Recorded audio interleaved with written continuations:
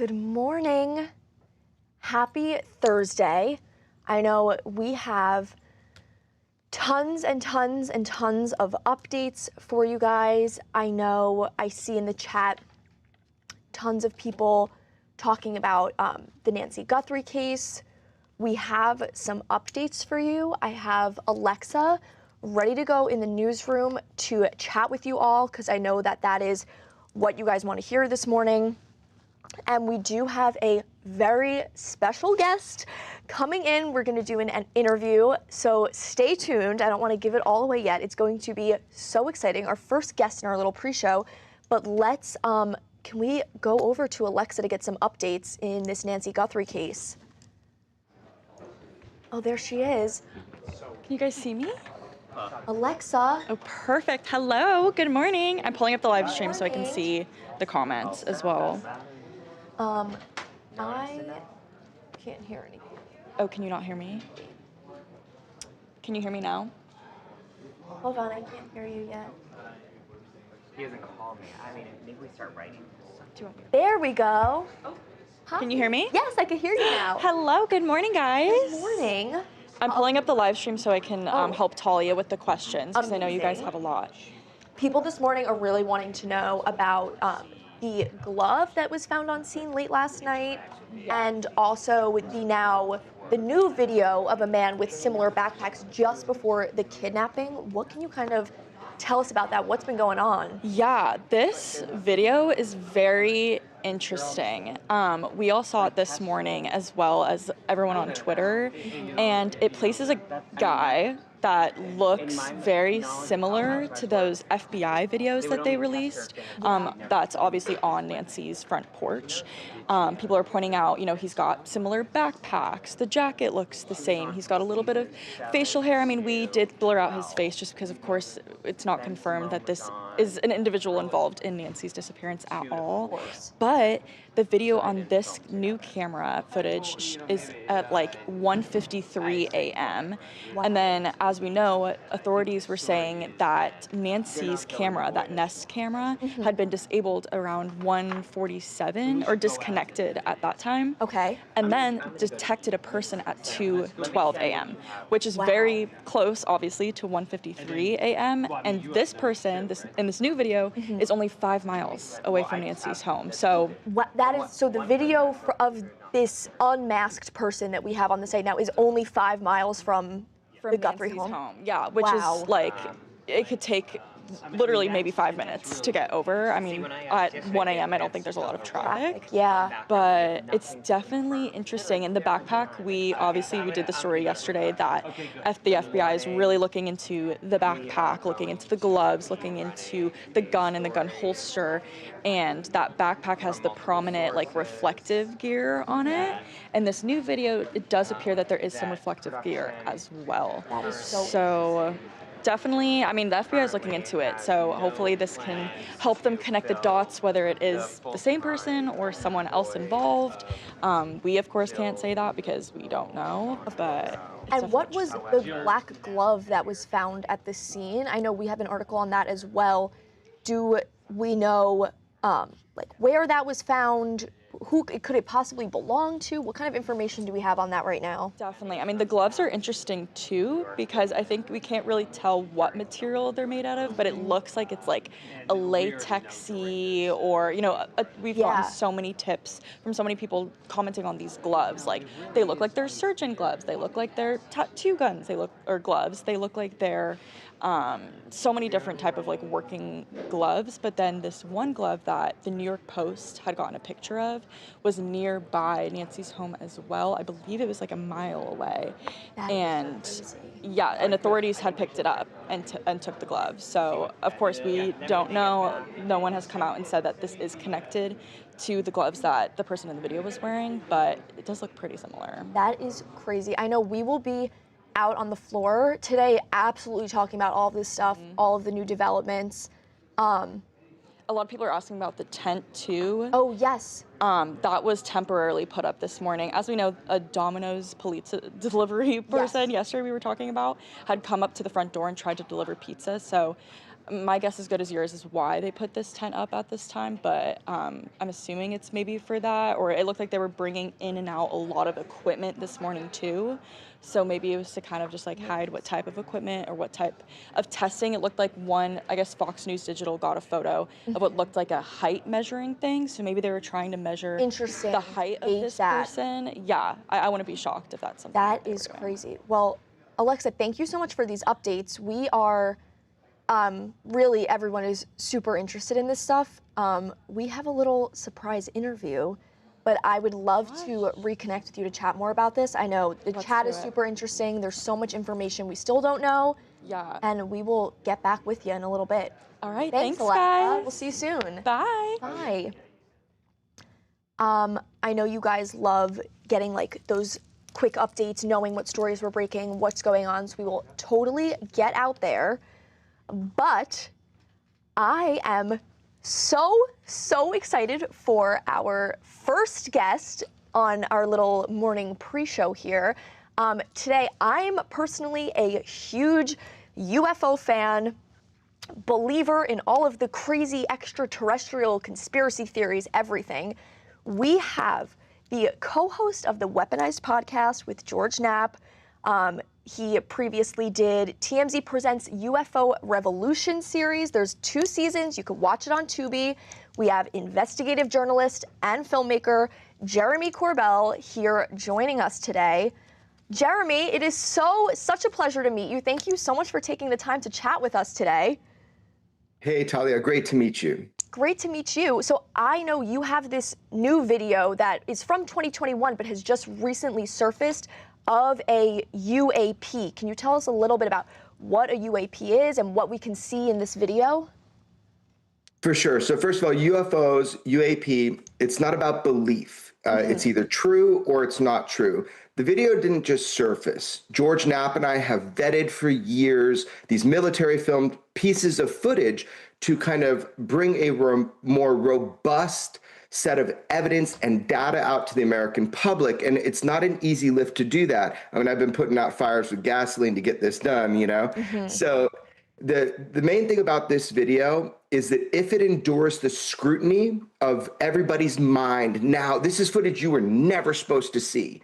But now that it's out through journalism, if it survives and endures the scrutiny, then this may be, and I suspect it is, the most important piece of UFO footage of all time in human history. This is not trust me, bro. This is data. And the reason why it's the most important UFO footage of all time, if it endures the scrutiny, is that it shows one of what we call the observables. So UFO, UAP, same thing, right? But there's 5 observables. There's things that people know UAP, the government said UAP do. And one of them is instantaneous acceleration, breaking and defying all known and understood laws of our physics, which are obviously wrong. And this video, you can see with your own eyes, it does it. If you watch it and listen to the breakdown. It is insane the way this thing just automatically, you don't even see a propulsion, a kind of jet fuel acceleration. It just absolutely disappears. So if this does withhold and kind of come out of all the scrutiny, it rewrites the laws of physics. Is there anyone working on this? Anybody in the government? Do we have physicists, people trying to explain what this could possibly be? Yes, this is so great. First of all, what you're seeing is our own government's determination that it is a UFO, which they call UAP now. You're seeing their breakdown, their analysis. That's what I put out. People didn't quite understand that. Yeah. Now, the entire world, every physicist, it's inspiring people, propulsions experts, and they are dumbfounded. The debunkers, the people that are paid to try to tell you nothing to see here, move on, they are just crumbling. They are being crushed because this is actual physical evidence. It is data. It is increasing the data set for public consumption. This is the way to move forward. This is almost like some sort of uncontrolled disclosure in some way. This is catastrophic disclosure to get this information out there. Disclosure means the formal admission that the government already has, that UFOs are real, but that they can do these things, machines flying with impunity in our restricted airspace, defying our understood or allowed to know physics. So the video is enduring just off the bat. It is enduring scrutiny, which is amazing. Let me just tell you something real quick. Yeah. Over the last years, me and George, what we've been doing is bringing our best evidence forward from whistleblowers. You've seen us in Congress. We've been putting out military film footage because it's not AI, and that's the most important thing. This is powerful evidence. Just, here's a list. USS Omaha showed transmedium, went in and out of the water without a splash. You've got the USS Russell. It was a pyramid-shaped UFO. It caught on radar, infrared, deck footage. Physical reports from our government. All of this is official government stuff you were never supposed to see. Mosul Orb in a conflict zone, Baghdad Phantom, Syria Dome, shot with a Hellfire missile. Jellyfish, I'm almost done. Jellyfish UAP, right? Yeah. TMZ broke that story with me. The Chandelier, the Iraqi Gimbal, USS Jackson, Tic Tacs, testified to in Congress.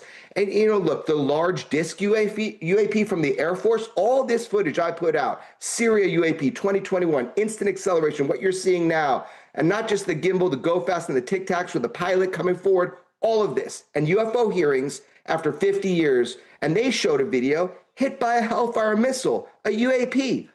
The dam is breaking.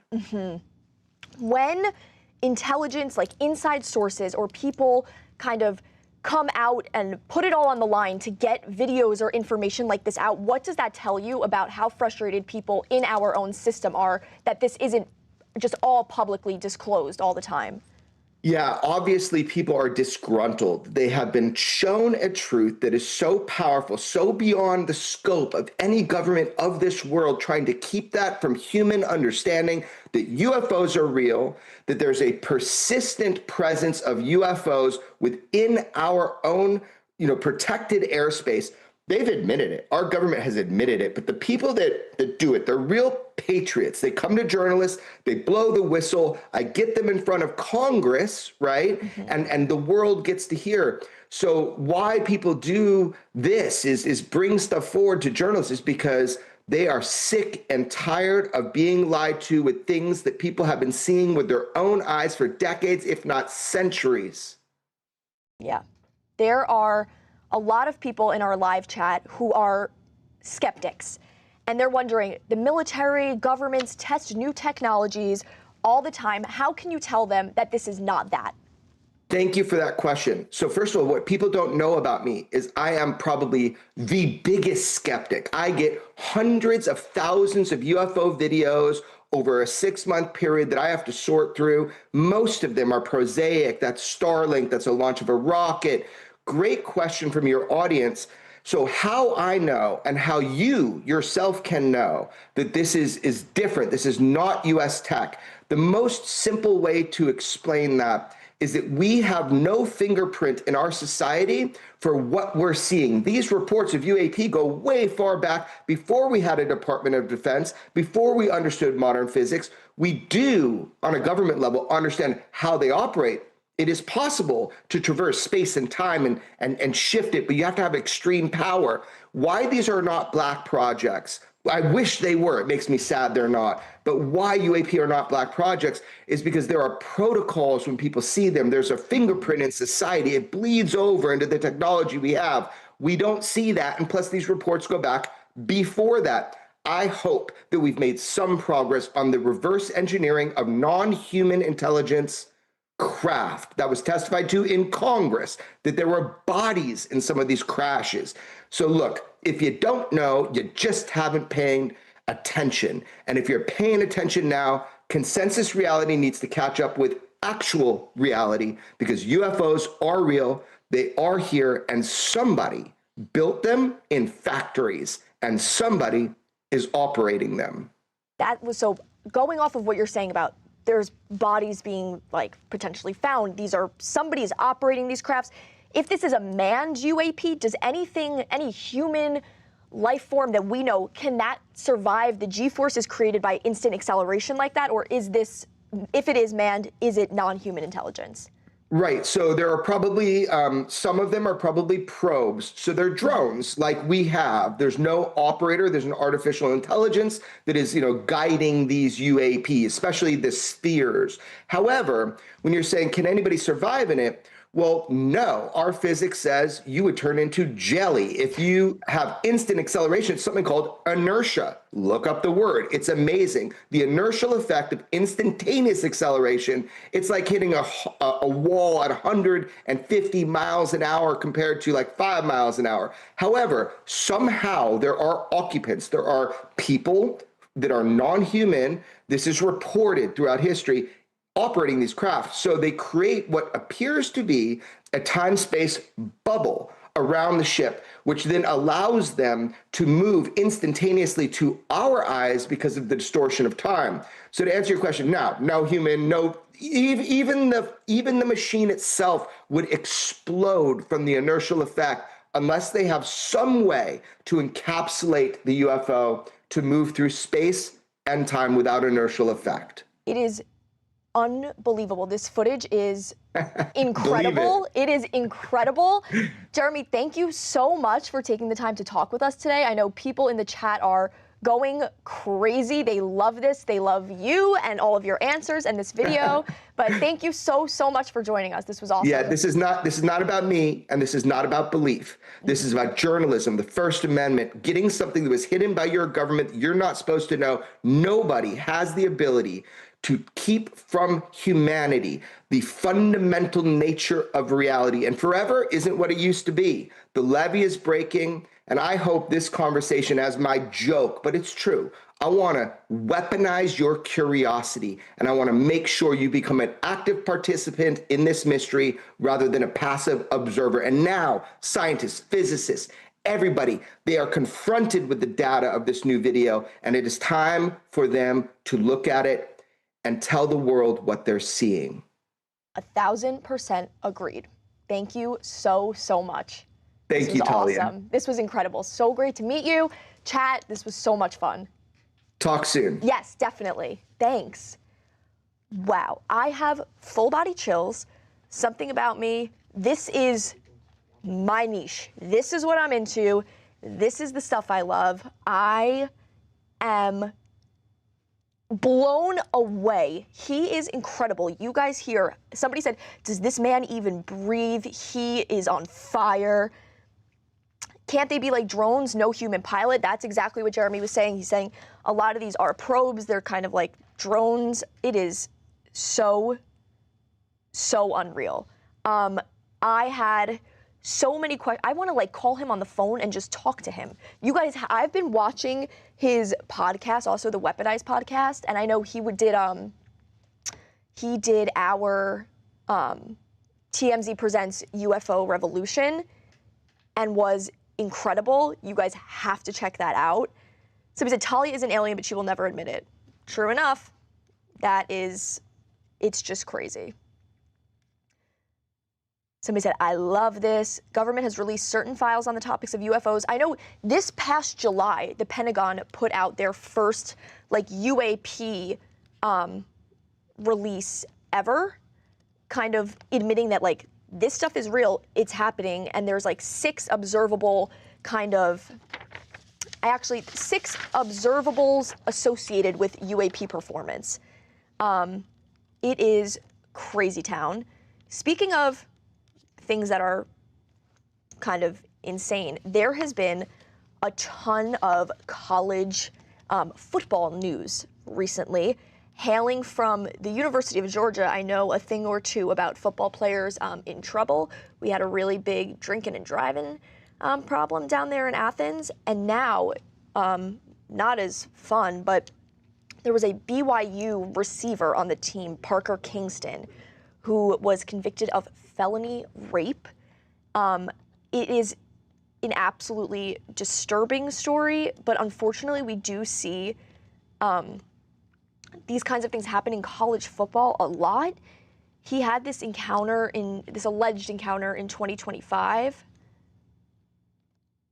and he was charged with, not convicted, my bad, there we go. He was charged with felony rape over this alleged 2025 encounter. So I know we have a whole sports team out there. I have a secret weapon who I think is the most knowledgeable person about the football universe, and that would be Tawanda herself. Tawanda? Hell of an Hi. introduction. The most knowledgeable. I'm flattered. I think you seriously know more about football than anyone I've ever met in my life. I love that. This has been crazy. So Kingston, he was picked up shortly before 3:30 p.m. and he's currently being held without bail in the Washington County Jail. And their attorney's office said a woman who was 20 at the time reported this alleged sexual assault encounter with Kingston that occurred on February 23rd, 2025, so about a year ago.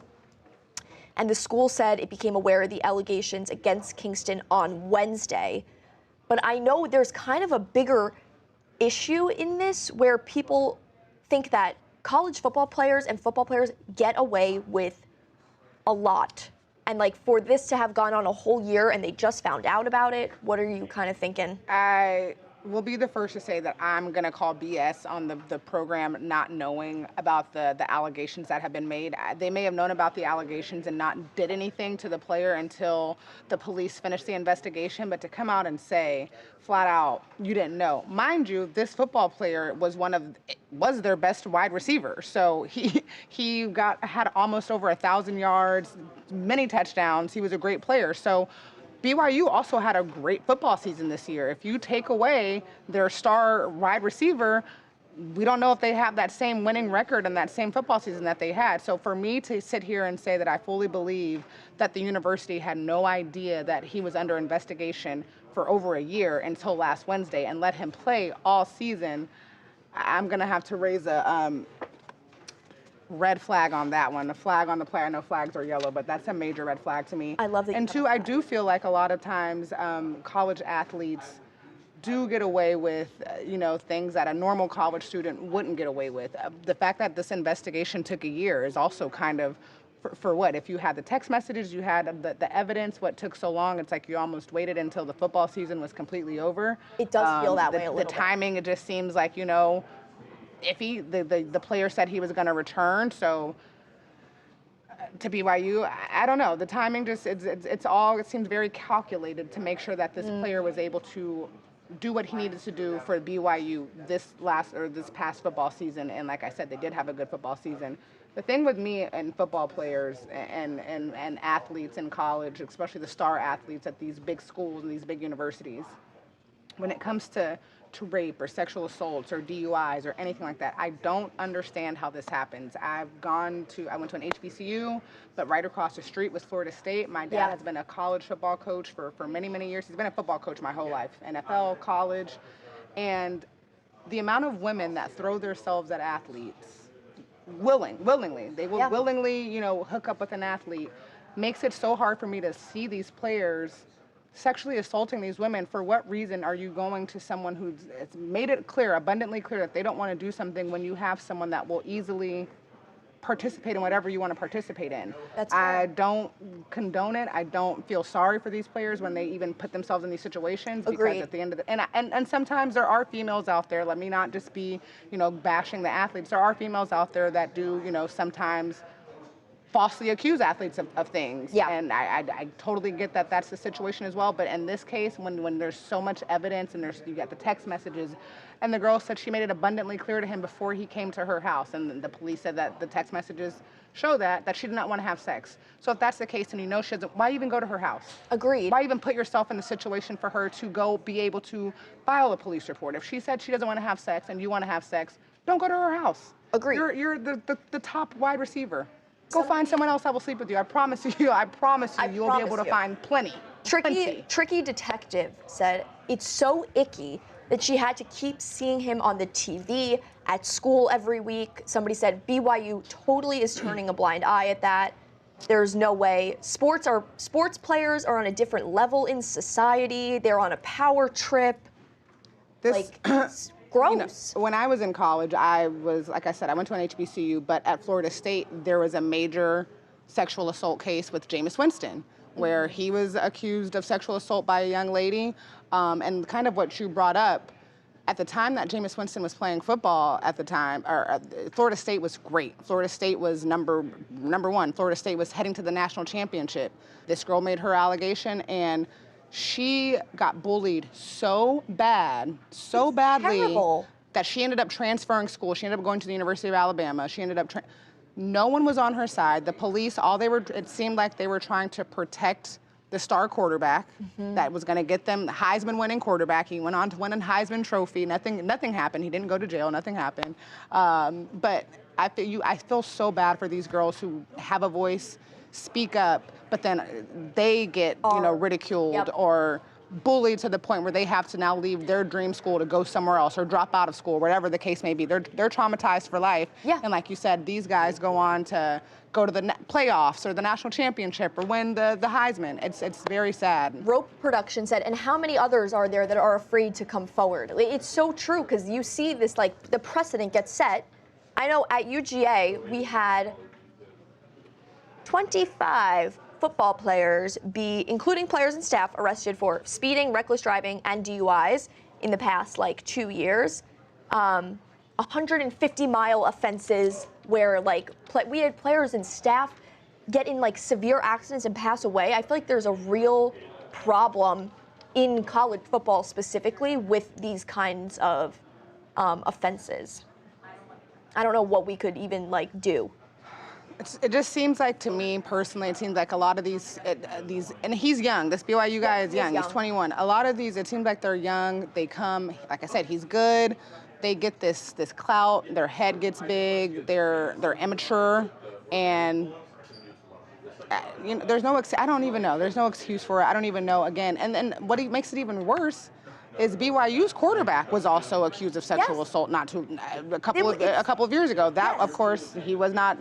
That they dropped the case, but I mean, Jesus, it's not something that I hope we see. Them really buckle down on. But man, his first court appearance is this Friday afternoon, and he had 924 yards, 5 touchdowns, and 66 catches. Truly, from a football perspective, they can't afford to lose him. That's what I'm saying. And Which is why they didn't know about the investigation until Wednesday. Yeah. Meanwhile, I'm sure he was arrested, and is being held without bail. There's no way you don't know about that until Wednesday. And then to be so good and to just throw your whole career away. Nothing is worth Because that. think about it. If you're an NFL team, again, yeah, he's great. He's good. Great athlete. Yeah. Would be a great guy in the locker room, sure. But he comes with the sexual assault on him. No, there's 10 other great guys that I can draft, and I don't have to deal with it. So I'm not even going to give him the time of day. Because now he has that stain on him, and there's other people that I can go talk to or get that'll do just as well. So his career. Yep. So Tricky also said, hope whatever kind of season they had was a good one, because they're done. Done.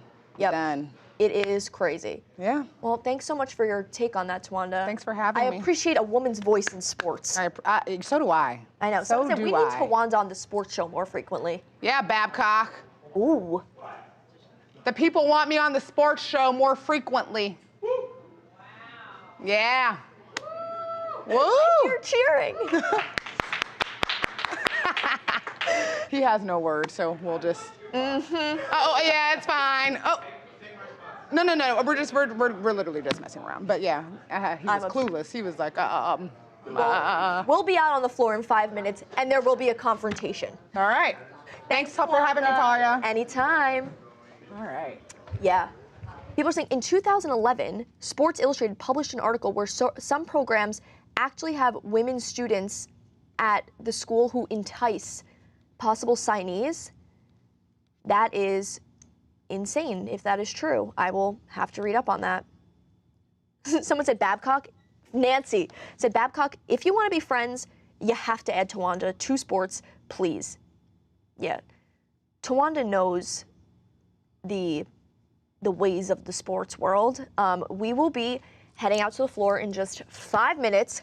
Ladies and gentlemen, hold on to your hats. We have So many things to talk about today. Let me read you our rundown. I don't know if you guys understand how special that Jeremy Corbell interview was to me. I am so excited you guys got to hear about that stuff. I am so passionate about it, and he is just incredible. That was the first time I ever met him, too. He was so easy to talk to. He's great. Okay. On our rundown of the live today, obviously, tons of Nancy Guthrie updates, the new video of a man with a similar backpack the night of the kidnapping. We talked with Alexa about that a bit earlier. We'll head out and get some more info on that. We will get, I believe, I don't want to give this guest away in case something happens, but we have a great guest that you guys loved a little while ago, and I do believe they are back. Cardi B, Donna Kelsey, Charlie Cotton got Donna Kelsey out, and boy, was it incredible. Breezy Johnson, I believe, is engaged. Yeah. Potential Backstreet Boys, little Super Bowl moment, and a couple other things that we're really excited to chat about. Let's see, what are you guys saying?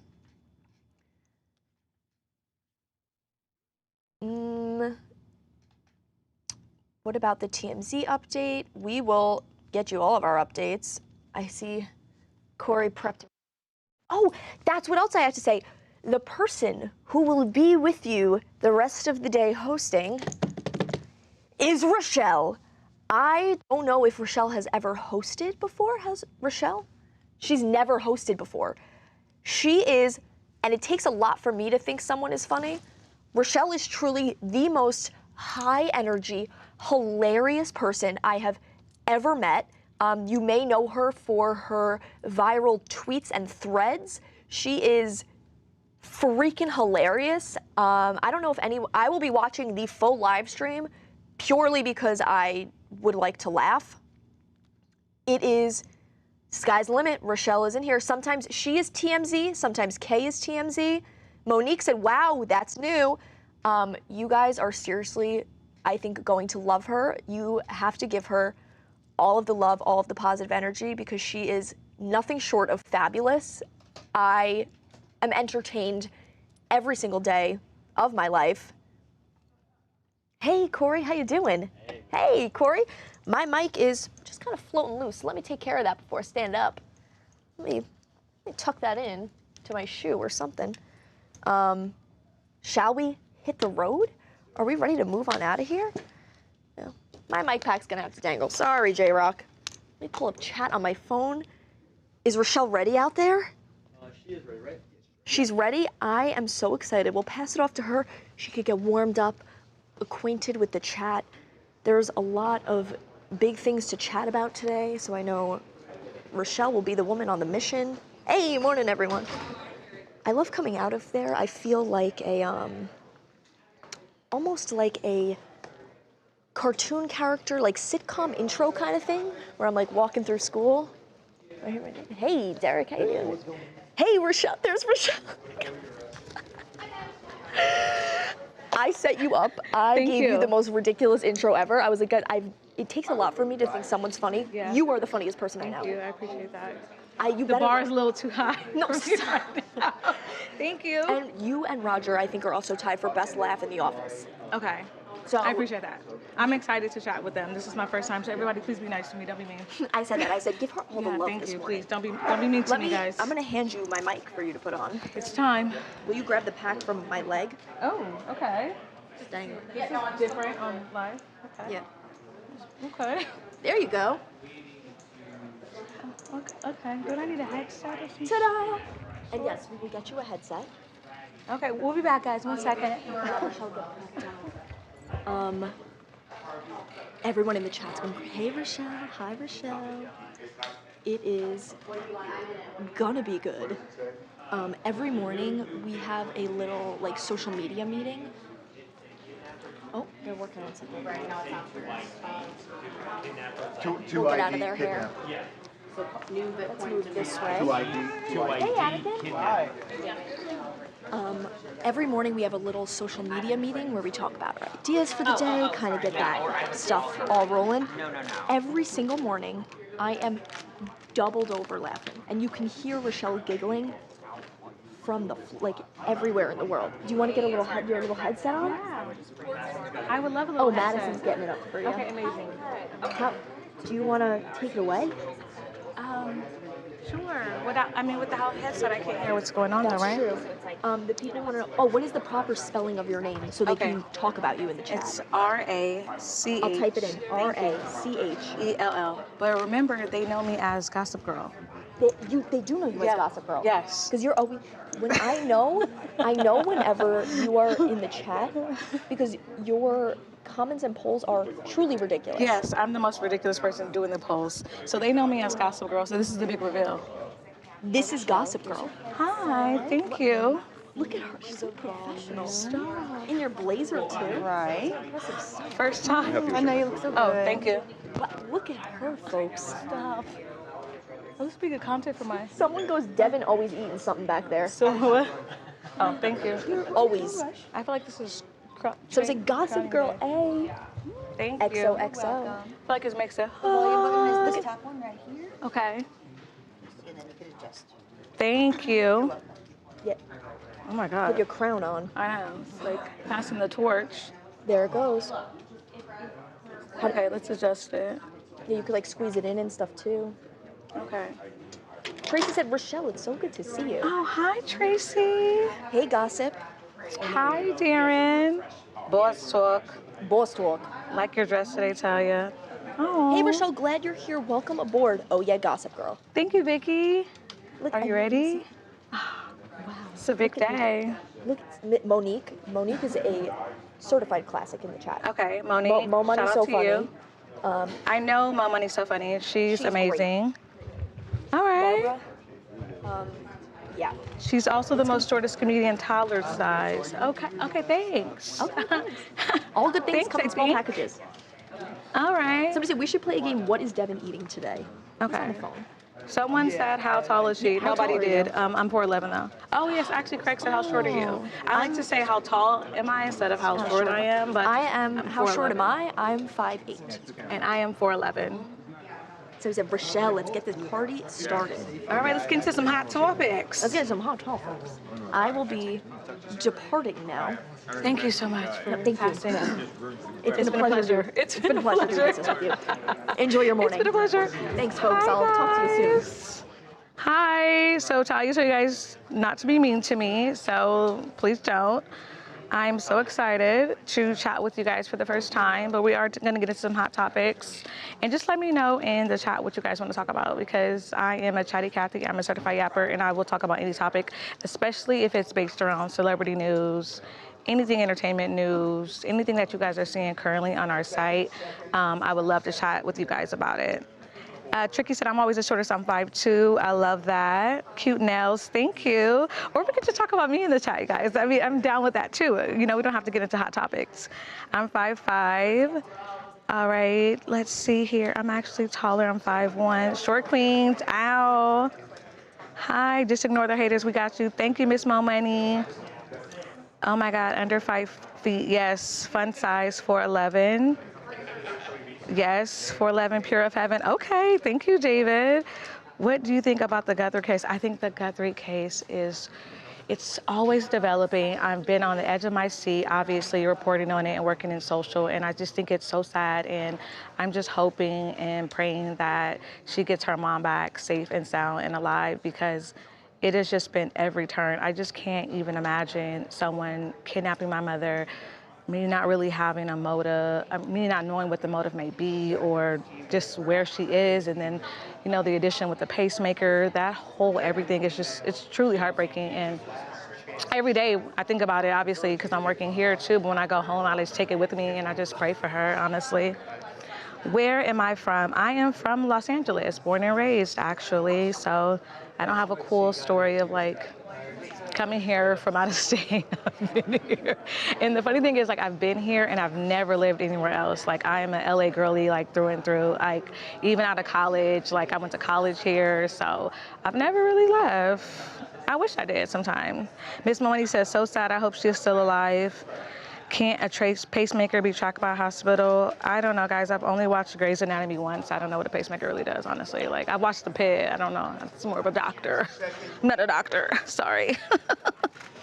Oh, my thoughts on the Stephon Cardi situation. Clorox Beach Company. Let's get into some hot topics. I love Cardi.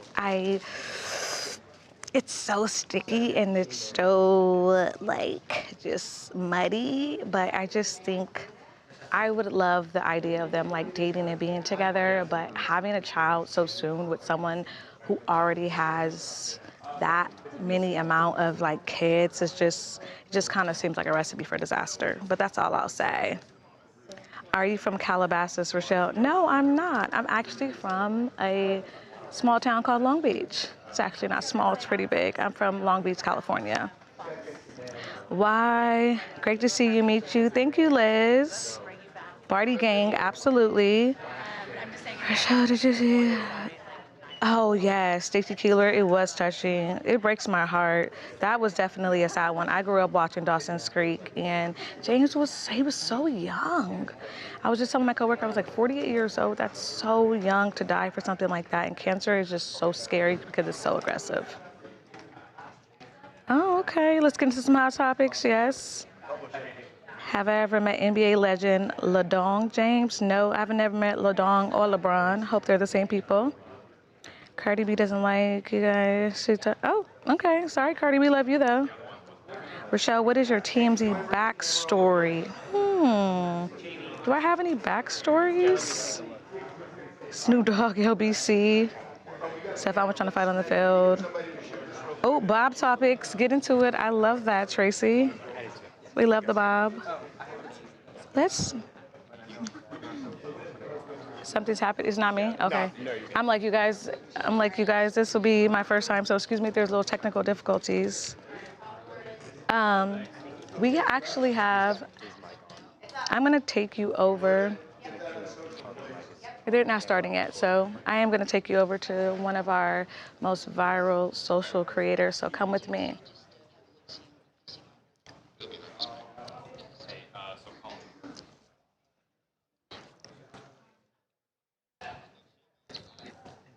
Come with me, guys. He actually doesn't know I'm coming to him. It's a surprise.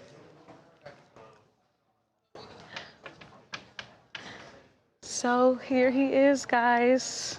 I told him I was bringing him to the most viral creator that we have here. God. Yeah. To what do I owe the honor? Okay, I don't know if you guys have met Chris. This is my work bestie, and yeah, they know me a little bit. Okay, they know him. All his videos. Just give him a rundown. 14 million, 7 million. We're doing some numbers. You're doing great numbers. Yeah. You know, I'm just following your lead, your viral lead. Okay. The most recent video you posted, how many million? Yeah. No, we can check right here. I mean, oh yeah, we can. Yeah, we can check. Oh, hold on. Wait, there's us right here. Oh, how cute are we? Can you screen grab that? No, I cannot. Okay. Not bad. Okay. You want me to what? Hold it for you. What's up, guys? Very cute. How's this live going so far? It's going great. I think everyone is really, really sweet to me. Okay. Good start. So show them your most viral video. My most viral, or your most recent viral video? Because we had one yesterday that did well, didn't we? Yeah. Okay, but TikTok is not working. That's unfortunate. How convenient. What was it of though? It was of something incredible. Oh, it was of incredible? Yeah, it was of the robbery, attempted highway robbery in Chile, where someone skirted out of the way real quick and hit a person with their car. So it was a little graphic. So viewer discretion advised for that one, but it did pretty well. So it was a good one. How do you find these videos? Mostly on Twitter. Mostly on Twitter. That's the space. Yeah. So would you say your job is pretty easy?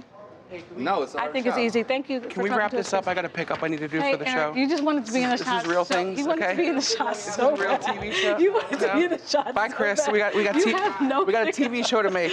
I got to pick up. You see that script? You have no pick. What's that say? Some women get to. No. Don't tease them. big hot dog fight on the show today. Okay, there is a big hot dog fight. Thank you so much for chatting with us, Chris. So there's a big hot dog fight on the show today that we'll be releasing later. That is really Eric's. He's so excited to talk about this show. Talk about this fight. So if you guys pay attention, you'll see it coming up soon.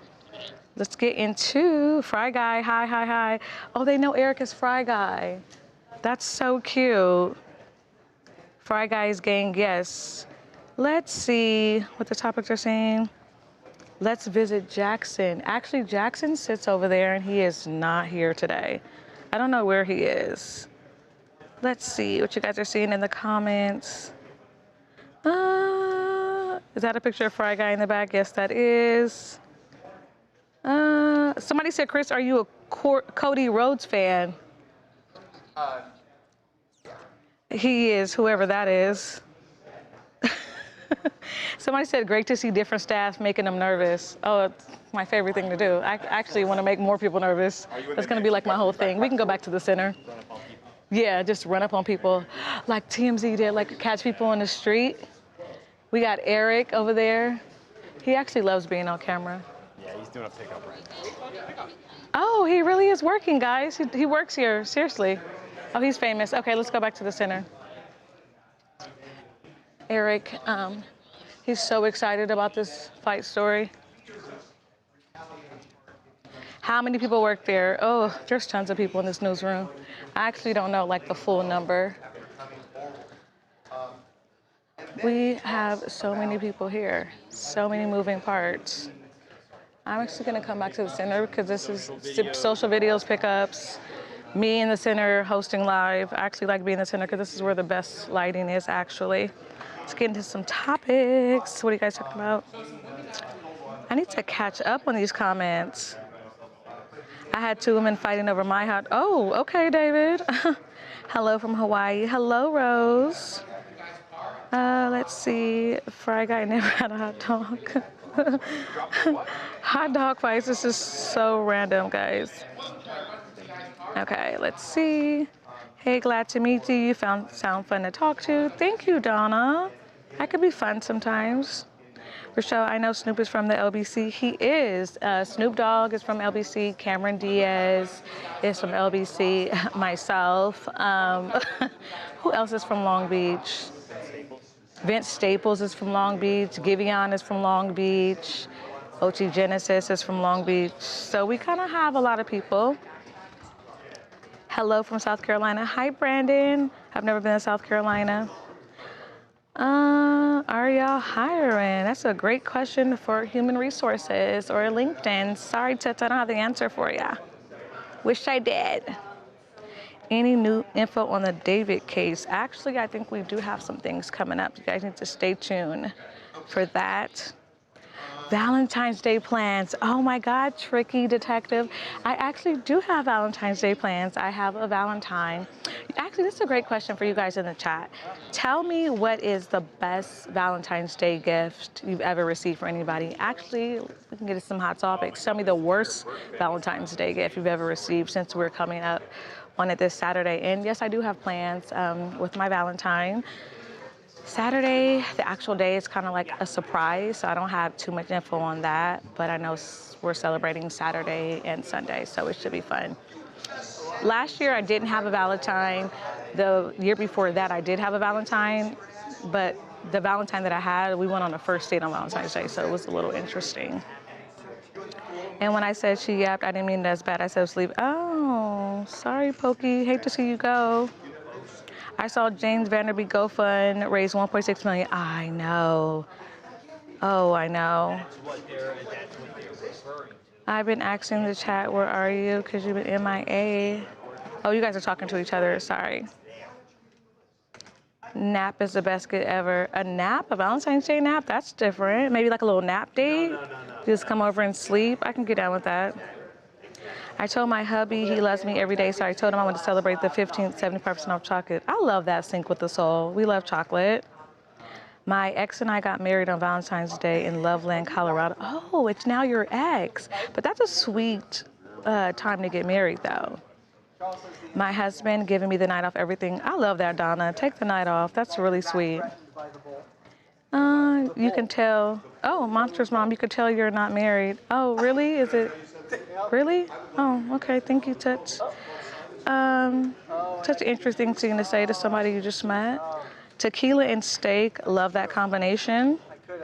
I usually go out by myself for Valentine's Day, but this year I'm not even going out with me. Oh, Carell Casey, I hope you still enjoy your day. Is Long Beach close to Compton? Brandon Coon, it could be. My son, my wife, and I go out together. Oh, Tricky, that's cute. No B-Day date if you've been married for the last 10 years. Oh, no, there should always be a Valentine's Day, even if you're married.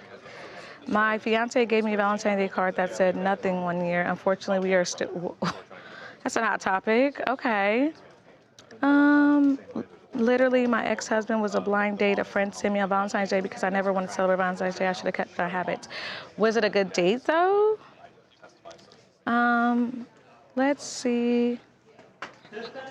I can tell the chat about what I got one year, but I'll wait till tomorrow. Okay, we'll wait. We'll be on the lookout. I watched the St. Valentine Massacre on that day. Great movie. Oh, because I know Valentine's Day didn't start off as like this cute romantic thing. It started off as like actually something bad. I was doing some research on that. Valentine's Day is expensive to get married. Very true. Brandon said, how long have you been at TMZ Rochelle? I've been here since October. He said he was going to do something sweet for me this year. It's more than the beginning, kind of. Okay, Miss Mo Money, I hope he does something sweet for you, because that's beautiful. James Charles Aguilar, who is this new host? I haven't been introduced. Well, let me introduce myself. So my name is Rochelle, also known as Gossip Girl. That's what the chat knows me as. I work on our social team as one of the social media managers here, and today I'm hosting live. Nice to meet you. The worst is being stood up even when you're married. I know. I've never personally been stood up on a date, but in this current dating culture, like I know like ghosting is the norm. Like I've read stories about people getting stood up, and I just think that's an awful thing to do to somebody. Miss P8881 says she's just relaxing with the hubby. We don't wait once a year to be happy and nice to each other. It should be every day. I heard that, girl. Valentine's Day is every day. Dragapro, where did you work before? Before, I used to work at iHeartRadio, and I used to work at Snapchat, and I used to work at the Shade Room, and I've done some work at E-News. So yeah, I've been a media girly for some time now. Okay, let's do this. Okay. Stand up. Okay. This is what we're getting into now? We have got new information on Nancy Guthrie. And we just, a few minutes ago, actually, I take that back, actually, several hours ago, sent it to the FBI. And we sent an email we got, which we're going to talk about. We're also going to talk about a video that is really interesting that I think you will, if you're watching what is unfolding with Nancy Guthrie, you will be interested in this video and the timeline that we're going to present to you. So we have a lot of information today. We're going to talk about that. Charles, have you posted the other story that we talked about with the? No. Oh, okay. By the way, they're not just him. Morning. Morning. Are they close to publishing? Okay, we're going to have a pretty big update on a pretty big story, which we can't talk about right now, but we will. And there is a lot going on today. So we are about to start. We're going to start with Nancy Guthrie. I need to get that second demand, the second letter that we received so that I can do this.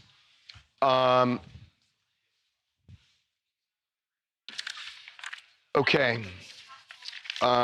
That's that. So I'll tell you, time is the enemy here. Okay. Janet also flagged that the sheriff is going to be making. The sheriff's going to be making a statement. Yeah. So we're going to start with C Block. I thought it was Janet. I thought you said a couple of hours. We have. He said what? Hey, Jamie, I'm sorry for interrupting. Can you call and find out what time the sheriff's going to be holding this news conference? We need to know.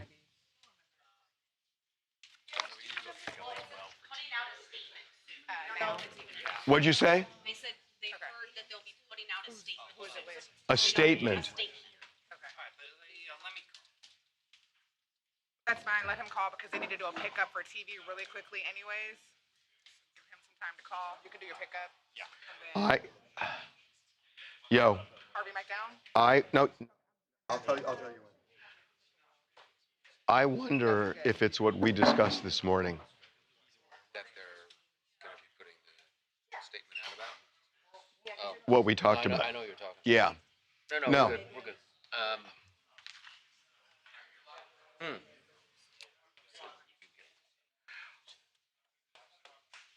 Let me call somebody and find that out because that'll determine what we do here. Mic down for a minute. You can. Harvey, mic down. We're going to go this way because they're going to do a pickup.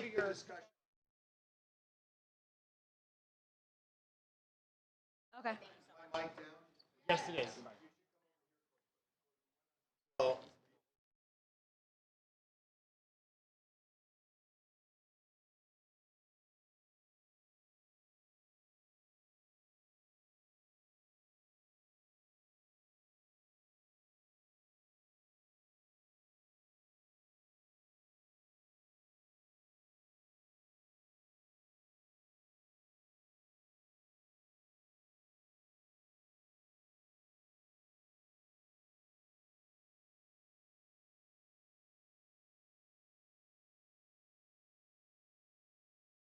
So what is the, I'm sure they got a ton of questions about Nancy.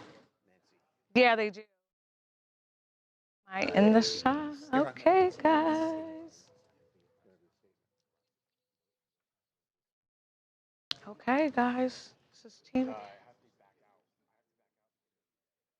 Okay, so just tell me where to go. Yeah, we'll go this way for a second. They have to finish up pickup. Okay, I'm fine with that. That's so fun. My first day on the job. There's a lot of moving parts. A lot of moving things. Don't sit here. Stand there. I'm right here. Okay, cool. I'm like give me right. some decent light. Yeah. What's the lighting like? I'm like Mariah Carey. What's the lighting like? No, we're in the back of the pickup. We need to get out of the pickup. I was told to get out. I was told to get out of the way. I'm just. Okay. You guys are serious. Okay, perfect. Okay, so they said, why is the sheriff office handling this and not the FBI? The sheriff, officially, the FBI has maintained that the sheriff's department is the lead investigator on this. That is their case. And it is a state crime. Okay. So it is in their jurisdiction. So that's why they're the lead investigators. But Okay.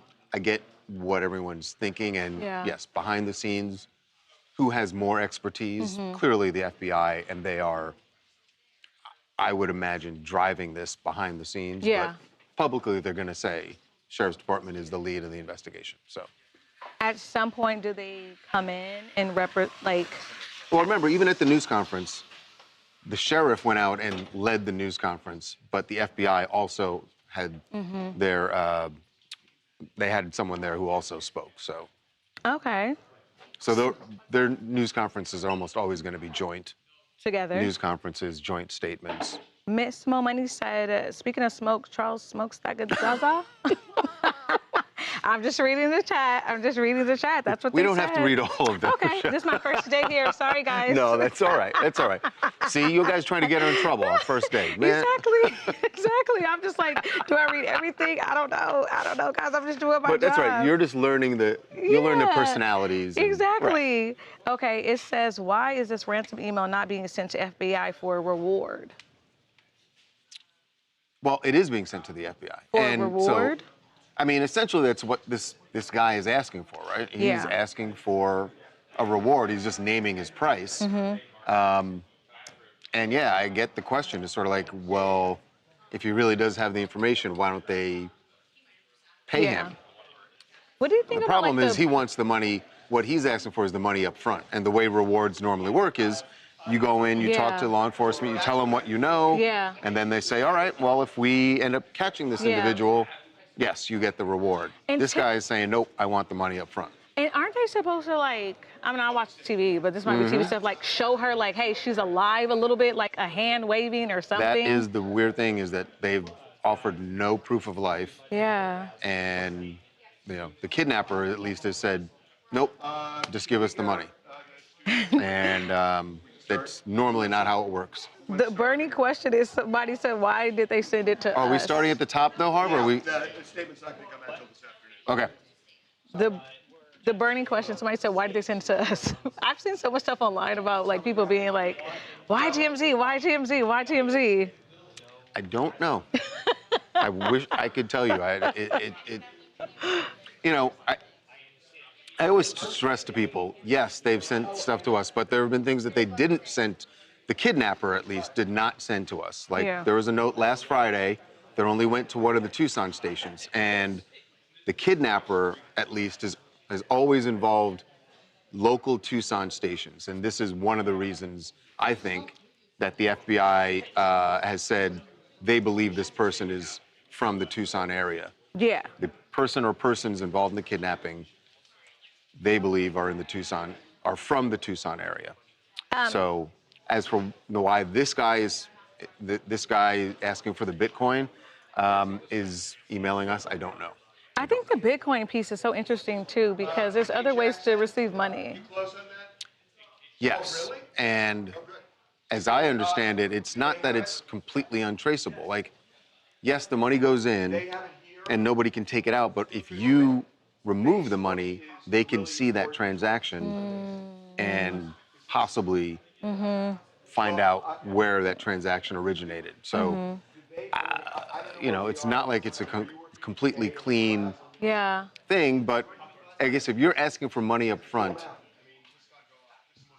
what are you going to ask them to, like, drop off a bag of money somewhere? True. That's very, like, TV show, like, drop off. That doesn't work, because everyone knows that can be traced. And so no one wants to do. This person doesn't want to do that. I mean, it seems like he wants the money up front, which means the police have to trust that he's going to actually provide the information that he says he has. Okay. You know, but you could also look at it and say, okay, it's essentially $67,000. Just give him that money. Like, even if you lose that, what is that in the budget of the FBI? So, nothing. Someone said, were there two people on the video? You ready? Are you ready? Okay, they're starting. Thank you. I don't think so. Video. Just think. So, Charles, just so we have this, now you guys have got the video. So, 1:52, he arrives. 1:53, he leaves.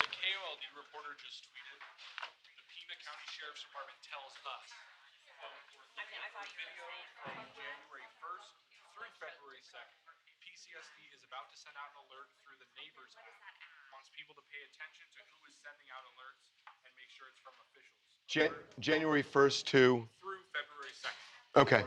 So that's what was instead of the 2 dates, it's now the entire month. Alert will be sent out to those who live in a 2-mile radius of the Guthrie residence. Investigators are reviewing videos submitted by name. And what date was the kidnapping? February 1st. Okay. February. Okay. We'll put that at the bottom. 1:52, 1:53, and 2:12, right? Correct. And 1:47. 147 is when they said that it was maybe disconnected. Maybe here we don't do the 1:47 for the TV audience. I don't know. But let's just see. Here we go. Jamie, we're about to start. You can stay over there. You can stay. It's just, here we go. I think we start with the video. Or this is visual. Yeah. Okay. Okay, here we go. Yeah. Correct. So we're going to talk about the man with the backpack first, and then we're going to pivot to the kidnapper. Okay, here we go. Welcome to TMZ Live. We have a lot of new information in the Nancy Guthrie kidnapping, and we are going to start with a video, and we have confirmed with law enforcement connected to this investigation that they are actively looking at this video right now because they want to find out if the man in this video could be one and the same, the person who kidnapped Nancy Guthrie. And the first thing that you notice is that this individual, this video, by the way, recorded early morning, February 1st. That is when Nancy Guthrie was taken. And he has a black backpack that he's wearing, but he's carrying a gray backpack that looks very similar to the one the man was wearing when he got to Nancy Guthrie's front door. It has that reflective piece on it. Right. It has in both. Has some reflective pieces either on the straps or on the backpack itself. We know that the one the kidnapper was wearing is a Walmart backpack. This seems to be the same. Right. So that's one thing. This person in this video is, it appears, trying to get into someone's in someone's yard. He tries to unlock the gate, doesn't open, so then he leaves. So again, he arrives there at 1:52 a.m. He leaves at 1:53. Now, this is really critical. So now let's go to the video that the police released. At Nancy's house. At Nancy's house. When they showed this man, they never said what time this was shot. And I can tell you from our law enforcement sources, they did that intentionally. They did not want to release the time. We have found out from our law enforcement sources that this video was retrieved from the hard drives, the hard drives, Google Nest hard drives, and it shows that it was shot and recorded at 2:12 in the morning. Now that time, 2:12 a.m., was mentioned last week by police in their news conference, and they said that at 2:12 a.m. there was software detected a person, but there was no video. And now it looks like they got through Google, they actually got the video, and that's the video at 2:12. Here's why this is significant. 2:12 is 19 minutes after this man at that other house 5 miles away left. So the question, does he have enough time to drive 5 miles and put on all the gear that he was wearing in Nancy's house and walk up to the front door? Clearly, the answer to that is yes. He had 19 minutes. So it is logistically possible that this is the same person.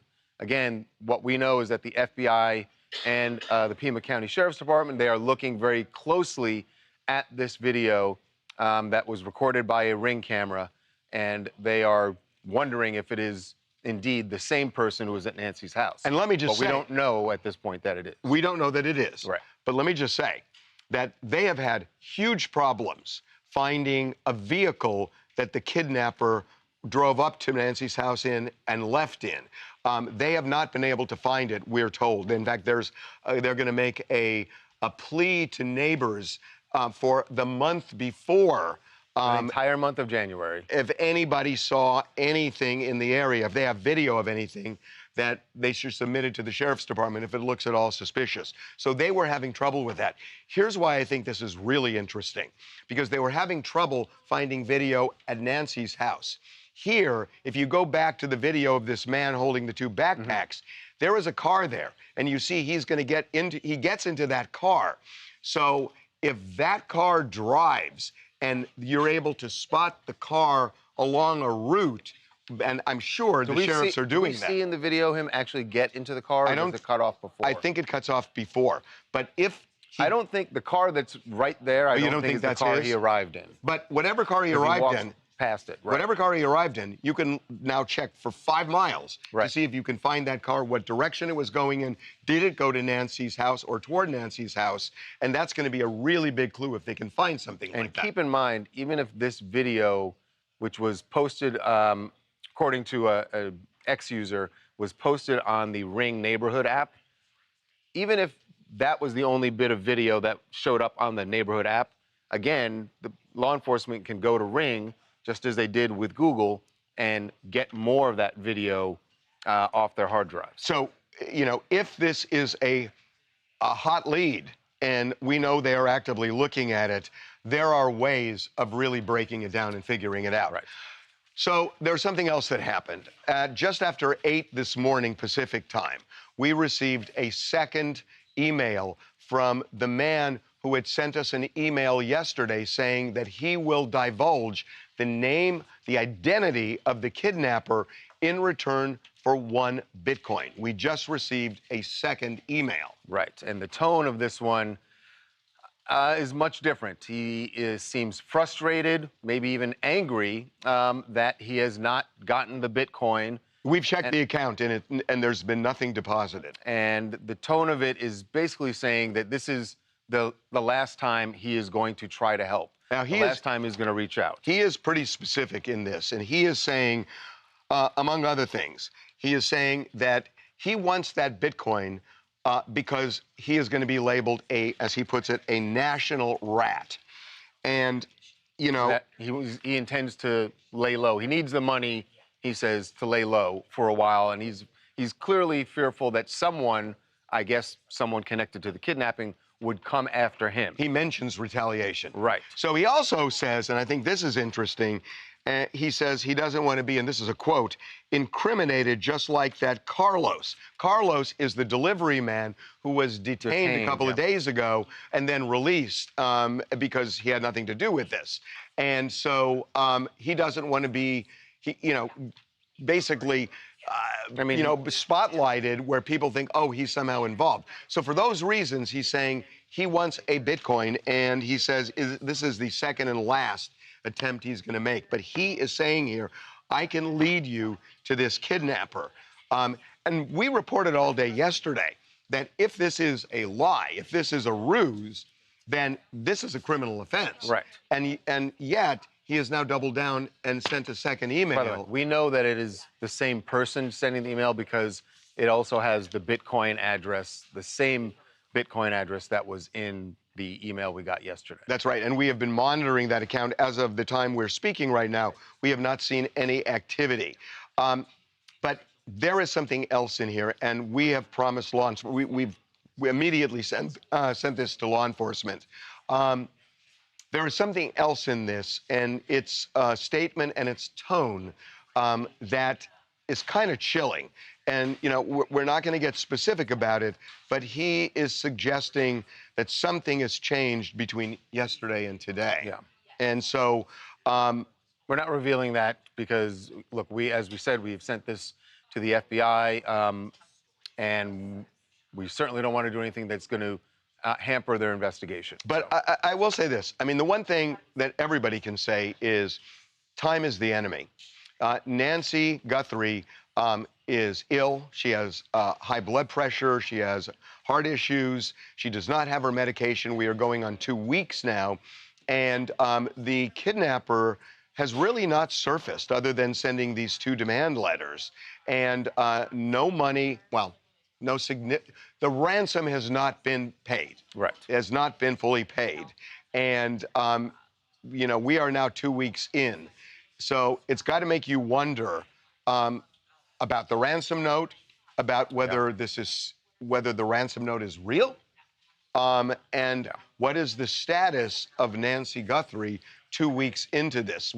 I can tell you that the law enforcement we've spoken with, they are frustrated. They are also pursuing leads, but so far, it's not as if they are on the verge of finding Nancy Guthrie or the kidnapper. It feels like in the last 2 days, there's been a lot of different moving pieces here. A lot of things have happened, but it also doesn't feel like they are really materially closer to finding whoever did this. And you're right about time running out. And certainly what can't be forgotten in this is what Savannah and her family are going through. And this morning, Savannah had a post where she was basically reminiscing about her mother and posted some videos, older videos with her mom, and just saying that obviously they want her to be brought home safely. That's what this is all about. And obviously the police are trying to do everything they can. This has just been such a perplexing case. But there are a couple of leads that, if they pan out, could be, huge in solving this. So fingers crossed. Trent Out Loud, YouTuber, thank you very much for having me. All right, two things really quickly. One, my heart goes out to Savannah and her family. Two, the latest email that you guys got, why would you be doing all that and just ask for one Bitcoin? The reward is already $50,000. And lastly, about the recent video that just came out, typically, whenever the FBI releases a video like this, they are very, very close to finding their suspect. My prediction is that we're going to see an arrest within the next 24 to 48 hours. They didn't put this video out for us, the public. They released this video to smoke out their suspect. Well, they didn't release that video. If you're talking about, No, he's talking about the video. You're talking about at Nancy's front door. Yes, Yeah. I'm also talking about the one that you guys just played That one with. was posted on Ring. That was posted on a neighborhood app. That so wasn't- the FBI had nothing to do with that. But we can tell you, we know they're looking at it. Right. So it could be a hot lead. You know, you raise something that other people have raised with us, and we should address it. That one of the reasons, you wonder, why is he asking for just one Bitcoin, $67,000? Well, A, he's saying he needs money because he's going to probably have to quit his job if he has one, go underground for a while, and he needs to live. Secondly, if you've noticed that in the not too recent past, not too distant past, you know, there have been situations where rewards have been offered, but they haven't been paid for various reasons because there's been a dispute over whether somebody's entitled. So, you know, in a way, this is short-circuiting that. And also, in a way, him asking for just one Bitcoin. It gives it makes more credibility. Yes, more It gives credibility. it more credibility. If he had asked for some, you know, ridiculous number, then you'd say he's just being extortionate. This seems like I more in agree. line with the reward that's being offered, and I think adds some credibility. I agree with you. Yeah. Okay, that's it.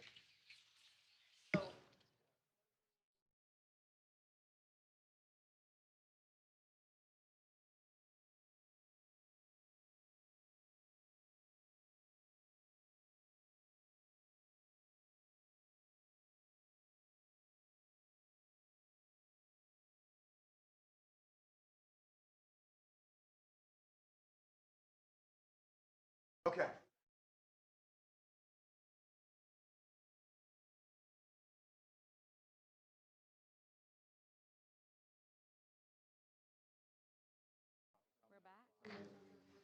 Okay, let's talk to you guys about your feelings about this.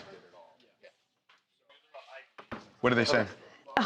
They are saying. This is what we want to do. Is we want to hear as much from them. Yes. You know. Somebody, Turtle actually said Savannah should have never went online and said she would pay and not have paid. Now she pissed them off, whoever they are.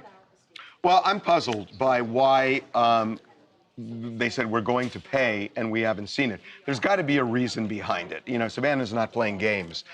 There's a lot going on right now, so I don't know what the reason is, but yeah, it's a little bit confusing to me too, honestly.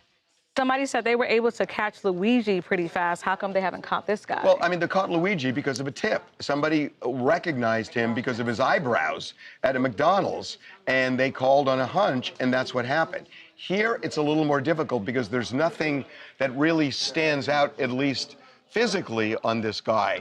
But, you know, between the backpack and the holster and all the other things, those are breadcrumbs that could lead to it. This video, this video of this man doing God knows what he's doing in the middle of the night trying to open a gate 5 miles away with a backpack that looks similar. FBI is interested in this. It will be interesting to know because I think they're going to be able to figure out where this guy went. He's going to presumably get in a car and he is going to drive and they can track where he goes. Does he go in the opposite direction of Nancy's house or toward Nancy's house? And how much can you track that? And we'll see.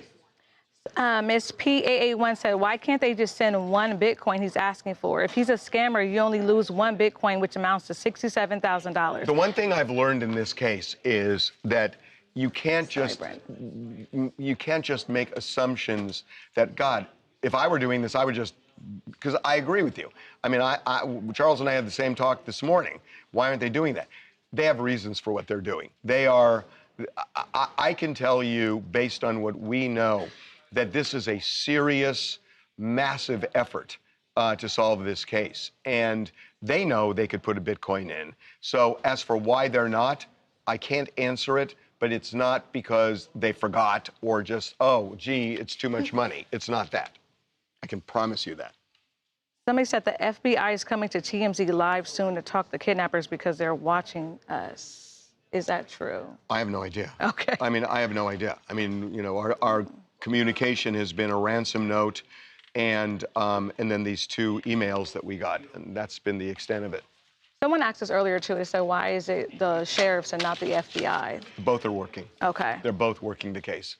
Someone said no ransom money until they prove that she's still alive. Like, why they haven't showed any type of proof of life yet? Good question. I don't know. The one thing I don't know is what is in that second ransom note, because the second ransom note was only sent to KOLD, a local station in Tucson. So I don't know what is in that second ransom note. I do know there was not another Bitcoin address. So the Bitcoin address that we're monitoring is the one the kidnapper has put out there. But maybe they gave some kind of proof of life in that second one that I don't know about. But again, you know, when you look at it, how many days ago was that second ransom note? That was last week. That was Friday, I believe. Friday. It's Thursday Yeah, now, it's so it's almost a week. So again, time is the enemy. Time is the enemy. Someone said, has anyone looked into the aspect of someone keeping Savannah from doing the Olympics? It's interesting timing. No. Yeah. Just no. No. So is the law enforcement, do you think law enforcement is holding back information? Yes, of course they are. I mean, that's the way any law enforcement is. I know they are. I know they are. And, you know, there's certain things that we can't say because, you know, we don't want to get in their way. So, yes, they're holding back a lot of information, for sure. Isn't it about the timeline changing? They never change the timeline. Their timeline has the camera being removed at 1:47 a.m. and the recording from the camera at 2:12. Make sense of that, please. So it's a good question. So 1:47 is when the camera was disabled.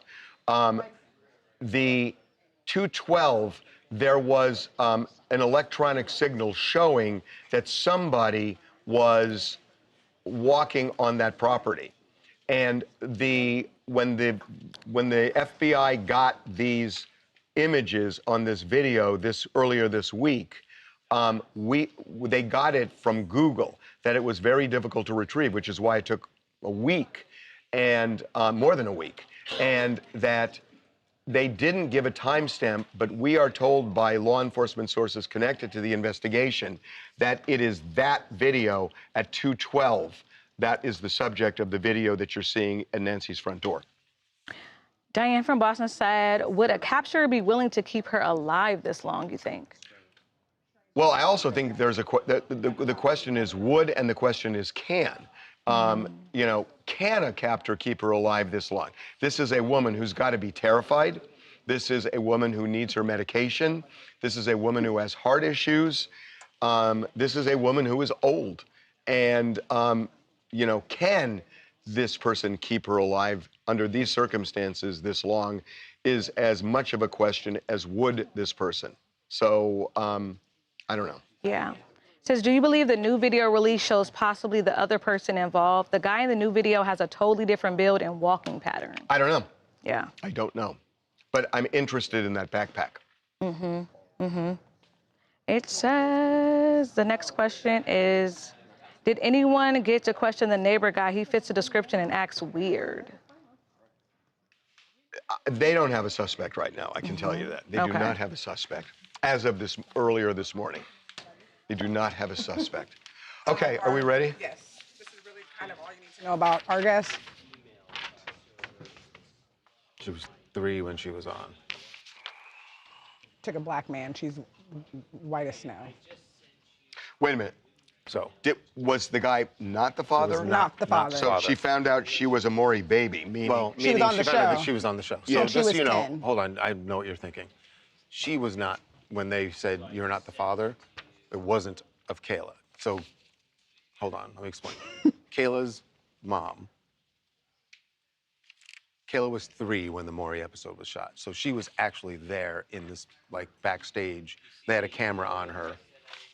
But she was the baby that would. No, she was not the baby in question. She was not the baby in question. She's on the show. I mean, She is the baby in question. Huh? She is the baby in question. No, I know, but when. Oh, I got it. I got it. Yes. Missy's here to find out if Freddie is the father of Kayla and Caden. Of the unborn. They were both born. Got it. Yes. So Missy. Got it. Okay. Are the 2 siblings Yes. from the same father? Ooh, I don't know if Caden and. If Okay, but the Jenny's big dad. thing is her. Yes. Yes. So so there's a guy on stage, and the issue is he the father of Kayla? And Yes. the answer is no. The answer is She no. finds she was there, but not really aware of what's 'Cause going she's on. 3 years And old. she finds out when she's 10. When someone Did they sends ever her. find her actual father? Yes. Yes, she has a relationship. She had a relationship with her biological father. So we need to find out why this traumatizes her now. She was bullied. People bullied were because of the clip circulating the and- clip around. Right. She thought it was trashy when she found out. She was mad that her mom wouldn't talk to her about it. She had questions. Her mom didn't. She also still doesn't have a good relationship with her mom. Okay, let's do it. And Oh, one other thing. Very important. She now, on your second page, advocates for parents to I saw not that. post their kids on TV. Oversharing. Yes, stuff about that. oversharing. Can you put Yes. this in my desk? Oh, can you do lunch really quickly? It's going to be salmon or poke. No shit sandwich today? You No heard shit that? sandwich. Damn. Well, poke is the shit sandwich, so you never pick it. Okay. And it pulls.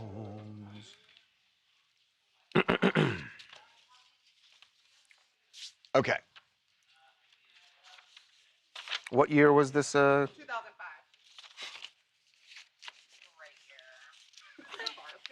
You going to do the dance?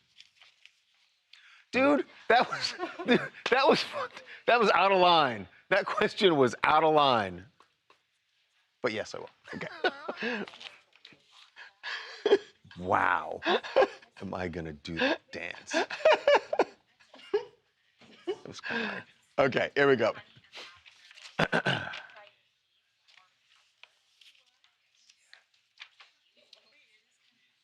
You aren't the father.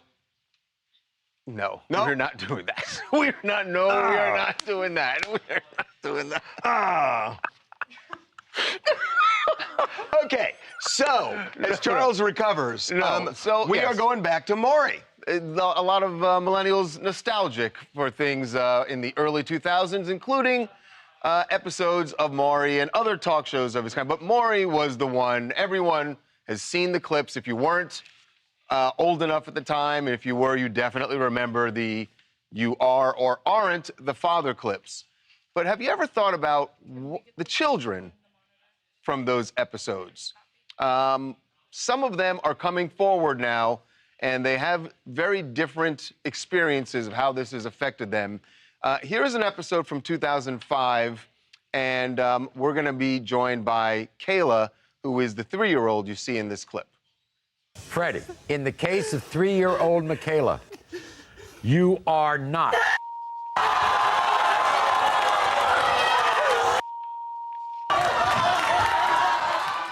So you see Freddie was not the father. Freddie and Michaela's mother were together at the time, and this was clearly very upsetting to him, very upsetting to Mom, and as it turns out, also to Kayla and her younger brother. So Kayla was 3 when this was shot. Found out when she was 10 that she was on the Mory show. She was even on the show. Yeah. And from there, things got rocky. So joining us right now to talk about it, Kayla, welcome to TMZ Live. Oh my gosh, hi! How you doing? This is crazy. I'm good. How are you? We're good. So we got to find out. So they say that he is not the father. Were you able to find out who your father is? Did you connect with him? What's the relationship? Your biological father. And what's the relationship both with your father and your mother right now? My mom always knew who my dad was, even before the show was filmed. I'm going to be honest, it was quite the facade. As far as my relationship with him now, I met up with him when I was 18 in person, and we were able to have a talk, and I was able to, learn the truth about some things and see his perspective. And now we have a beautiful relationship. It's amazing. He's a really good dad, and I couldn't ask for a better dad. That's great. And your mom? Me and my mom, we're still rocky. My mom is a good person, but she has a lot of issues. She has some stuff she has to work on. But I think right now our relationship, we're trying. We're trying our best. When you discovered at the age of 10 that you were on the show, what did I imagine you went to your mom and asked her what this clip was. I think you said someone sent you a Facebook clip, and that's how you discovered that you were on the show. What did your mom say when you showed her that clip? She said that it was embarrassing. She said that it was some stupid thing that she did when she was 21, but I don't know. She said that she got $2,800 from it, so her and Freddie decided that it would be a good idea. And I don't know. I'm 24 now, and I don't think anyone could convince me for $2,800 to exploit myself on national television, but to each their own. So, what happened to you, if anything, when you realized that this clip existed? Did your friends see it? Explain what happened. I had entrusted in a very close friend that I had at the time, and me and that friend had a falling out, and that friend had happened to spread it around the entire high school, and I lived in a town of about 2,000 people, so it was very easy to find, and everyone knew who my mom was, so it was embarrassing, and it found its way on Facebook. It's like one of Mory's top 10 episodes or something on YouTube. It's very easy to find. What about Freddie? What ended up happening? I know you said that according to your mom, both she and Freddie decided to go on the show together. It certainly on the show didn't look like things were going to go well. What happened after the show? Shortly after, Freddie went to prison, actually. He went to prison for theft, and he got out, and nowadays he is remarried and living in Florida. That's really all I know about Freddie. So you don't have a relationship with Freddie anymore? No, I have not for years. What does your brother think about this? Obviously, he's a couple years younger than you, and what was his experience when you found out? Did you let him know, or how did it all materialize for him? So my brother in the clip, I actually unfortunately don't have a relationship with. He was adopted out very shortly after that clip was aired. So wow. I mean, you have had a rough go of things. Just tell us about your life now, because I want to hear something that's wonderful about for you, because you've had such a rough time. I'm in therapy. I take medications. I take very serious care of my mental health because mental health is important. I have a son with cerebral palsy, and of course he's a priority. And, you know, I do my best to try to keep myself happy. I try to keep myself positive. I try to keep boundaries with people. That is something that I've really had to learn, especially with my parents, is that boundaries need to be strict, even if it makes the other person upset. And another thing that I've had to learn is telling my side of the story is not talking crap about my parents. And that's something that I really want to put into like the younger generation's head. You can tell your story without talking crap about people. You are not in the wrong. You have every right to be able to see and say your perspective. Wow. You know, when you were 3 years old, and there were a lot more of shows like Mory, a lot more daytime talk shows, and that was kind of the content that those shows were producing. Nowadays, you don't have as many of those shows, but we do have Instagram and YouTube and Facebook and all sorts of shows that people are doing and skits that people are doing. Would you have any recommendations to parents who might be in a similar situation, or who are, you know, posting funny clips that they think are funny with their kids right now? Don't do it. It's not worth it. I know that it seems like a cute, funny, innocent little thing, but in 10 years, it can be embarrassing. It can hurt people. It can, I don't know. I think the couple of likes, the couple of ha-has, it's not worth your kid's innocence. It's not, you know. Yeah. Kayla, because those things live forever. I got to tell you, Even more than TV show clips. we are rooting for you. You've been through it, and we wish you nothing but the best. Thank you so much. All right. Thanks so much, Kayla. Man.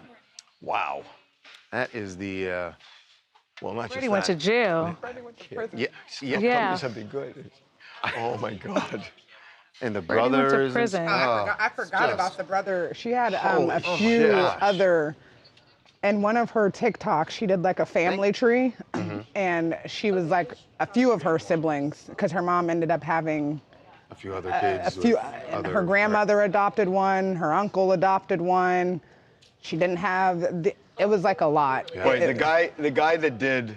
Where's Corey gone? Oh, You're here. The guy that owned the People's Court, Stu Billett, who was just one of the great people I knew, produced a show called "And You Think You Got Troubles," and it was literally she could be on that show.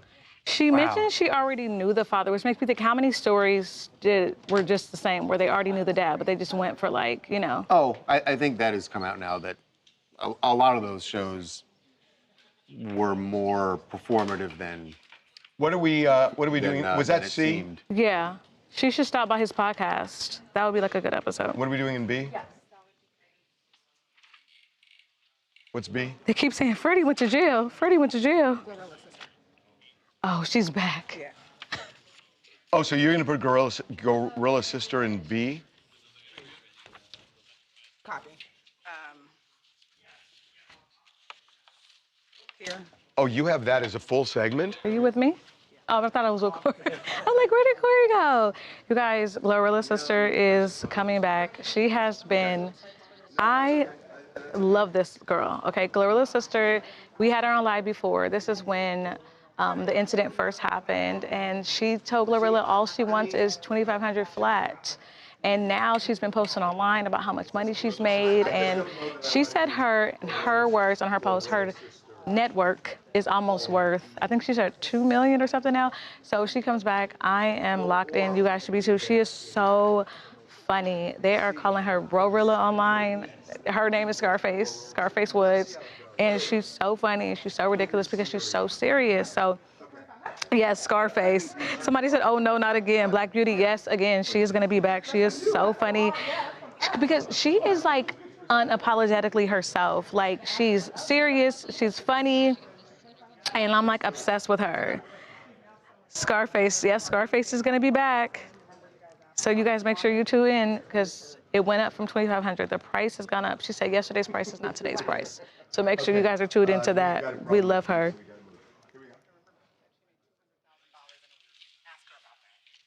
Okay.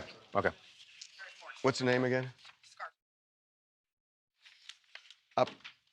Hey, Scarface, it's Harvey and Charles. Thanks for coming back. Good to see you again. What's going on? What's going on? Got you a little publicity last week, didn't we? Y'all sure did. This y'all fault, really. Please don't. No thanks. No fault. We're just here interviewing you. Here we go.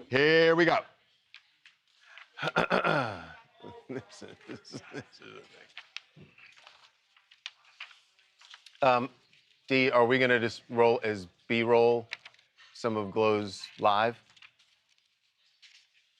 Glorilla's live. Are we just gonna roll that as B-roll? Yeah, that's fine.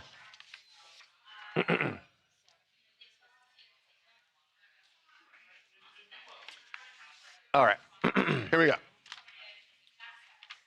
Well, the family feud for Glorilla is not calming down at all. We interviewed her sister, Scarface, last week and talked to her about the fact that Scarface felt that Glorilla had abandoned the family. She's not supporting them, even though she's become a superstar. Scarface feels like they're being cut out of the equation. Actually, Scarface has kind of become a superstar in the last week. A little bit. And so a bit from our interview, but also Glorilla did a live stream where she kind of pushed back against the things that Scar was saying, where she actually had their parents on, both mom and dad, at least on the live, said, look, we can't thank you enough, Glow, for everything you've done for us. Their father said, I can't thank you enough for this car that you gave me when I retired. And so it seems like everything's fine with the parents. So it leads us to the question, what's up? Yeah, because Scar said something completely different. So joining us once again, Scarface, welcome back to TMZ Live. What's going on? So we got to talk to you about the fallout from your interview, but let's start with what your parents said.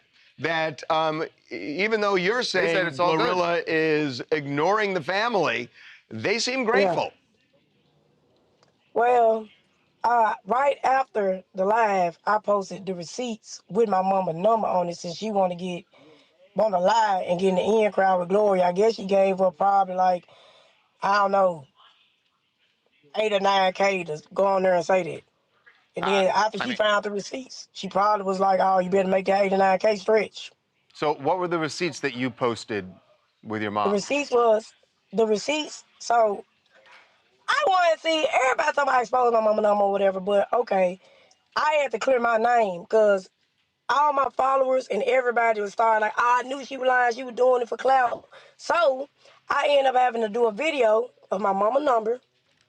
Then I carried on with posting the group chat with the messages in there which telling that Gloria was lying the whole time. And this what really been going on. My mama even said it. So I had to go ahead and expose her number and put it on the group chat, like show everybody this her number. She started the group chat. So you're saying that your side of this is that in the family group chat, your mother and other people are saying that they do feel like Glow has abandoned you. My mama wrote a 3-page essay in the group chat. Yeah, but your dad said he was really grateful for the Jaguar? for the car. And my dad, listen, Gloria feed them bits and pieces. Now, I never came over and said she done nothing for our parents, but she do the bare minimum. Gloria feed them bits and pieces, and she got them to go on there and lie. My Glory don't do nothing. My dad over there broke. I'm telling you, I have an autistic brother who's constantly going to the hospital because he's a diabetic because my dad and I keeping food up in there. So let's talk about. And I got the messages on there too. So I mean, let's talk about after the interview you did with us. So people responded to you. They were pretty generous. Yeah, they were generous. In fact, the generosity Harvey's referring to, you posted something saying that since that interview, you've made $200,000. That's not true. I mean, that's what the post said. That's not true. There's somebody on my page. I got a lot of people around me. They posted it, and I got on them by posting it. That's not true. I probably made, be realistic, probably 30K. I did. That's not true. That's not factual. But 30K is nothing to sneeze at either. I mean, it's pretty good, right? Yeah, and my understanding is you're marketing T-shirts, I think. Oh yeah. And Print Lab, Superior, on Perkins, Memphis, Tennessee. So it seems like you're doing. Also, I heard you say you have people around you. Is that like people around you who control your social media or post things for you? I got some people that be on my social media but when I seen that post, I even seen the post regarding the Boosie, but I was like, bro, it's like, stop. No, I post everything. It was just them posts right there. I didn't post. I told the person, you running out. Don't post no shit like that. Scar, do you have a team? Like, I mean, most people don't have people who are posting something for them unless they have. You were about to say, I don't have a team, but you do. I mean, I kind of have a team, but. I kind of, it's not really like a team or whatever. It's just, somebody I collab with. Gotcha. And I did get on their ass about posting it because it was false. So, Beyonce's song Lemonade? You are kind of the poster child for that song. Wait, do you know what Lemonade is about? Well, I know it. I'm not subject matter. I'm not talking the cheating part. Right, I'm talking just the idea that, it became making lemonade out of lemons. Yes. So you were upset about your sister, but now you made $30K off of the T-shirts. You're still selling them. No, it's not off of the T-shirts. No, not the T-shirts. You got $30K from people who just saw you, and you're selling T-shirts. you're kind of making a business out of this. So in a way, even Tory Lanez reached out from prison and that's right. sent you money. That's right. I was going through my inbox and I see like a hidden message. So I'm reading it. And I'm like, he flogging. It actually was his team. I guess he heard about it in jail. So But he sent you money, didn't he? Yes, he did that for sure. So, I mean... It seems like this is all working out for you. Honestly, Scarface... You don't need Glow anymore. Exactly. This literally launched you. Yeah, it's safe to say. I guess you could say she built the platform. Well, we'll end this by saying, you're welcome. And actually, I have, Scar, if I may, and I don't know if I want to dip my toes in here, but to say that I have a little beef with you, because I saw one of the shirts that you're selling, and it says 2,500 flat.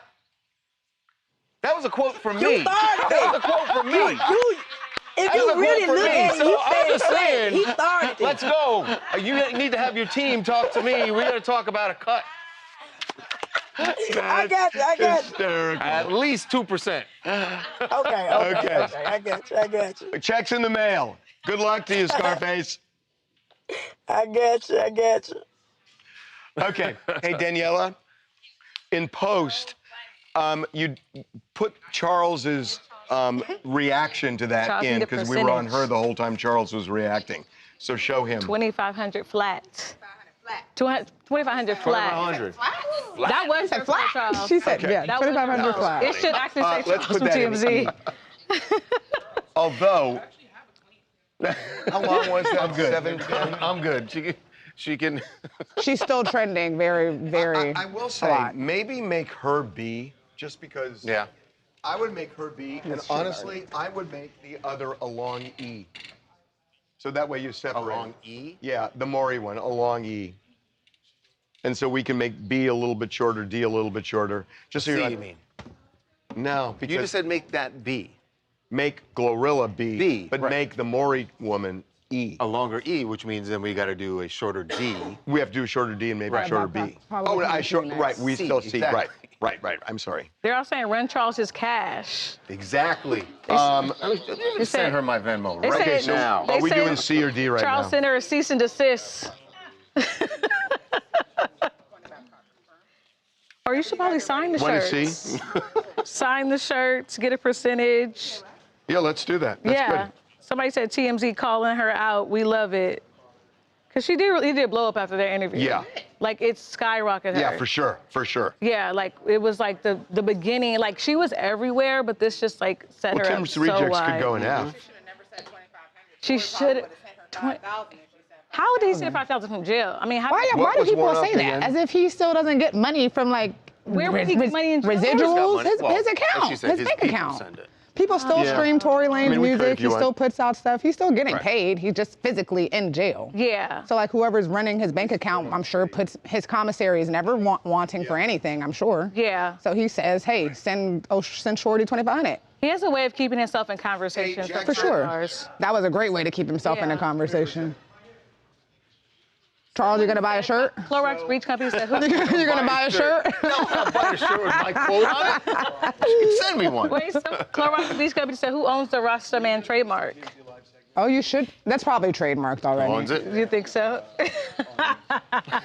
So you need to trademark 2,500 flat. Damn, I wonder how long Freddie was in jail for. I just thought about that. Oh, the Freddie part is just. Yeah. That was, by the way, everything about that story is so sad. Yeah. So. If you wanted to not be sad, there are a lot of Mory babies that are on TikTok and social media now. Yeah. That are happy that they went on it. They're like, it's my icebreaker for every party I go Yeah, to. Like, I've that's the seen a lot first of thing those I TikToks lead with too. that. So, Well, that's good to know. yeah, there's some people that are still happy that they were on Mory. Yeah, at least their baby picture. Like, they have it in their profile picture and everything. You guys remember Marisol? She tested 10 No, men. I don't remember any of them. Tested 10 men. Babcock Sports. Cardi B? Yes.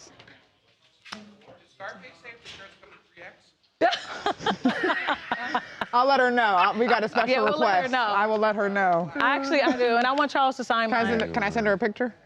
Anyone? Okay, I want a picture too. Can you get her too? I want an extra small. She gonna have extra small. She is extra small. She's probably your height. Okay, but I want Charles to sign mine. Scarface and say, yes, shirts that fit this. How do you want it worded? I want you to not send photos of me to Scarface. I was more so going to say, he really loved the interview. He's asking. That was, yeah, you're right. Imagine you're just in Scarface. Because you know what? She is the type of person to take a picture and be like, and the man from TMZ, they want me to send him a 3X. I'll give him a freaking t-shirt. You're right. Standing down. Scarface, if you're still watching, 3X, I'll send you our address. They want me to send a 3X to the man at TMZ. Standing down. His name is Eric Glorilla, if you're watching. Scarface. I'm going to call you Scarface, not. I asked if she wanted Scarface or Brorilla, and Brorilla. She said Scarface. She's probably going to trademark Brorilla for sure. As she should. I mean, I'm obsessed with her. I'm so sorry because just her brand of honesty, she's serious. Like, I feel like now it's becoming something, but the beginning, she was serious. She's going to be on someone's TV show. Oh, for sure. Zeus Network is calling. Oh, yes. Zeus is going to be reaching out to her, but see, this is the type of stuff that I love about the internet because did you see the girl that went viral for her? She went her hair like Tiana Taylor. Oh, yeah. And Tiana Taylor actually did her hair. Stuff. That's Tiana and the team. So you guys need to post your content because you just never know where it could go. The power of the internet. The power of the internet. Dr. Pepper? Dr. Pepper, baby. It's good Gorilla. and nice. I love her. And she went on Gayle King. What'd she say on Gayle King, honey? She gave them a jingle on the That morning pop. show. Did she? What jingle was it? She should give us a jingle. No, she should. Wait, Gayle Tonian? Tune in and you'll, I can't remember. Oh, we almost got a Brendan Joffrey original. She should give us a jingle. TMZ. TMZ. TMZ. Why do they know Erica's Fry Guy? What does that mean? They keep saying Fry Guy in the chat. What, guys, who's Fry Guy? I used to get these fries that Harvey loved, so every now and then I'd pop up and give them. What? Okay, they keep calling you Fry Guy. That's Fry Guy. I haven't had fries in a while, but yeah. Okay, so. Fry Guy, White Mystery, Big Head. I got all the nicknames. White Mystery? White Mystery. Oh, you don't know about White Mystery? Oh, someone said Eric is so cute. Oh, thank you. He said Michelle tells me that every morning. So Fry Guy. Michelle, tell them about our investigation. Okay, so company. Me and Eric, we are like the PIs, the fake PIs on top of the already TMZ investigates. So we just handle our own independent cases. Like we like to solve things. So if you have a case that you need me and Eric to solve, we work independently. If you need us to find your ex-boyfriend, ex-girlfriend, we'll find them. So send us an email. We don't have an official, do we have an official name yet, Eric? What? Do you have an official name for our private investigations? Stanley and Wilson. Stanley and Wilson God. investigates. Stanley and Wilson investigations. Yeah, so we do things that TMZ doesn't want to touch. We touch them. We're the boots on the ground division of TMZ. Yeah, boots on the ground. Like, so boots on the ground. If it's something that Dust they for can't get fingerprints? to, like we dust for fingerprints. We look at footprints on the ground. We do chalk outlines. Doesn't Brendan look like he's ready to go on a yacht? He does. I said he's looking. I said Hamptons. He looks so cute. I love the Nantucket. Bitch, Beach. you are not giving no damn Palm Beach vibes, please. After It's giving. Yeah, I like Nantucket. Tony Yayo stressed you out. Thank you. Can you tell us about your Tony Yayo interview? Devin had to pull it because I got so stressed out I had to have him pull the time code. Oh Lord. That? Those time codes didn't work? No, I sent him the one that you guys sent me. I was like, just watch this. Okay, you were just like, yeah. I think Harvey's ready. They gave you a run for your money. Dr. Pepper, baby. Look up the CBS one. What's her name? Nice. Do-do-do. Gail Romeo. was cracking up. Something, be glad you tuned in. She was doing wild shit. Brendan looking so preppy and cute. I know. Tawanda and Brendan. He needs a little yacht rock music. Okay, here we go. Yes, it's that time. Oh, fuck. Okay.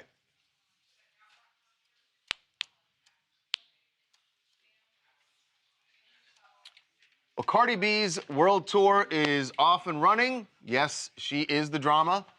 And the drama definitely came off at this concert. So she started out in the desert, out in the Palm Desert, in the Palm Springs area. I performed there once. Yes, you did. How about that? I don't know what the venue was. What if you performed the same Same place venue as Cardi B did? Wow, that would be really sad for her. Anyway, the concert was... Fewer oxygen tanks. and a lot more twerking in her concert, thank God. And she also had a message for her fans, and I would think for, in a way, her rival, Nicki Minaj. Certainly, Nicki Minaj's best friend, President Trump, will be very interested in what Cardi had to say to her fans about ICE.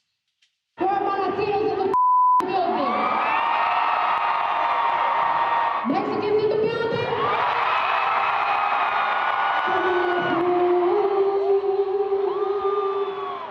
Bitch, if ICE come in here, we're gonna jump their asses. Bitch, I got some berries in the back. They ain't taking my fans, bitch. Let's go. Wow. That's night one of the tour. Now, hold on, but because you're saying that this is going at Nicki Minaj. No. I don't think it kind of aligns with what she's done. No, I don't think she did it because of Nicki Minaj. Right. I think this is how Cardi feels, and she's appealing. She knows who her audience is, and so she's saying something that clearly she feels they're going to be on board with. This is to get the crowd roused up. But it's not Now, a Nicki Do thing. you think that Nicki wouldn't point this video out to the president? Oh, he will. She will. So we're just cool with, hey, well, let's assault law enforcement. No problem, right? Cardi B, woo! No, I hear you. Like, come on, it's absurd. No. And then we're gonna. She's not when people serious, obviously. Why obviously is she not serious? You really think that Cardi is gonna go grab some mace and go after? Serious She's about making a comment just to get the rouse up the crowd. I'm moving to his side. Okay, It's you can absurd. move over there. No, to this extent, that there's a lot of heat on the streets, and that there have been a lot of altercations. Right, 2 people have died, as we've covered extensively. Yeah. And protesters have died. No, I'm talking about them. Well, I'm saying about the 2 people. there were National Guard people who died. Oh, yeah. So I mean, it is serious, and stoking the coals, I'm not sure is a great thing. Even though it was meant in jest, I think there's an atmosphere out there that's really already, dangerous. DHS has responded, having seen this video. Their message that they posted said, as long as she doesn't drug and rob our agents, we'll consider that an improvement over her past behavior. God, why do they have to get so personal? See, in a case like this, I don't like that response because you've got the high ground here. In my mind, and I think in most objective people, they lost it. Don't go down to that level. But they lost it. But that's what happens with the administration. That's what Pam Bondi did yesterday. And I'm telling you, I can't take that argument again. No, you can't take that argument again. It drives me crazy. And you're right that they could have said, look, this is a really right. But When you've got the high ground, keep it. Well, they don't have the high ground. What's up, y'all? I'm Ben Yonce Knowles from Las Vegas, and I don't think she was playing either because, seriously, she doesn't play about her fans. Cardi B loves her fans, and I think Ice better watch out because she wasn't playing around. And look at those looks she was serving. They're lethal. That's a warning shot in itself. Wow. That's dramatic. That was dramatic. By the way, you know, talking about drama, that's what happened inside the concert. Outside of the concert, after, in the parking lot, there was a fight that broke out between someone's car hit someone else's car, and these women dragged the driver out, and maybe saddest of all, someone dropped their street meat hot dog. Oh, this right is the in one the middle of the fight. And this is the one where it landed on the windshield, and the windshield wiper was hitting. No, it didn't actually go on the windshield. It was on the hood. We were joking that if it went on the windshield. Dogs in the Hood. I got it. It's the next movie. Dogs. Oh my God. Am I back? Dogs in the Hood. Oh wait, Harvey, come here. You have to see. Show him the tweet. We're kind of in trouble. Where is Show him the the tweet. person at? Wait, my thing? This is what Mike says, you know, that after we do these segments, that all the response Hold on, he gets. I'm just gonna search like this because it was. What? I can't read it. All right. Harvey, why do you have Bangkok on your staff? He's undercover racist. He's a Trump dick-sucking motherfucker. I hate dude. I will keep saying it. I would love to fight Bangkok. I will beat Trump's dick out of his mouth. What's I don't know. Get the boom away. That was a viewer I appreciate email their creativity. Viewer email to Babcock. Do you want Mike's down? Oh, I guess we should have said that. Hey, Bangkok, you said you were going to get me a Dude, burger. that's bullying now. You can't do that. Oh. Okay, what are we doing? We got to move, man. 11:55. Yikes. Oh, what are we doing? So comments right now. What was the breaking news Mory story? Mory story wasn't exactly breaking news, but it was very interesting. D story yet? No, we've done C. We just did Oh, C that's there. right. We just did C. Have we posted the D story? Have we posted the one that Austin was writing this morning? Hi, I'm back. Okay, I'm gone again. All right, thanks. Have a great day. And then you'll be at Anakin's. Okay, just filling in my host job. 2:55 here in Florida. Wow. What a great episode today, guys. Not just because I'm moderating, but because the topics Wow, are very, very wow. good. Especially Wild the shit. Mory one. Wild shit. You have Janet. Grand jury. Okay. Yeah. Yes. Oh, Definitely. it's 11. So this is. Got it. Okay, here we go. Fuck. 11:55.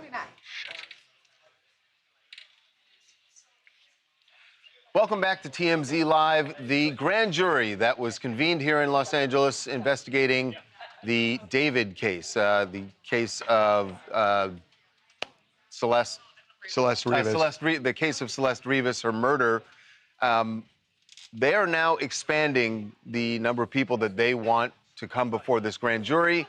And we just broke this story this morning, that David's family has also been subpoenaed to go before that grand jury. So by the way, this grand jury's been convened since November. Months. They are circling the wagons on David. I mean, it is very clear that he is in the crosshairs of Beth Silverman, the deputy DA, who is basically running this grand jury. They've already brought in his managers, David's managers, before the grand jury. We know his friend Neo was hauled in from Montana. He was arrested. Arrested and dragged to LA to go before the grand jury. I'm not sure if David cooperated, if Neo cooperated, by the way. No, we don't know. We know he was only there went for in. 40 minutes. That doesn't make sense. Right. He might have just pled the fifth. Right.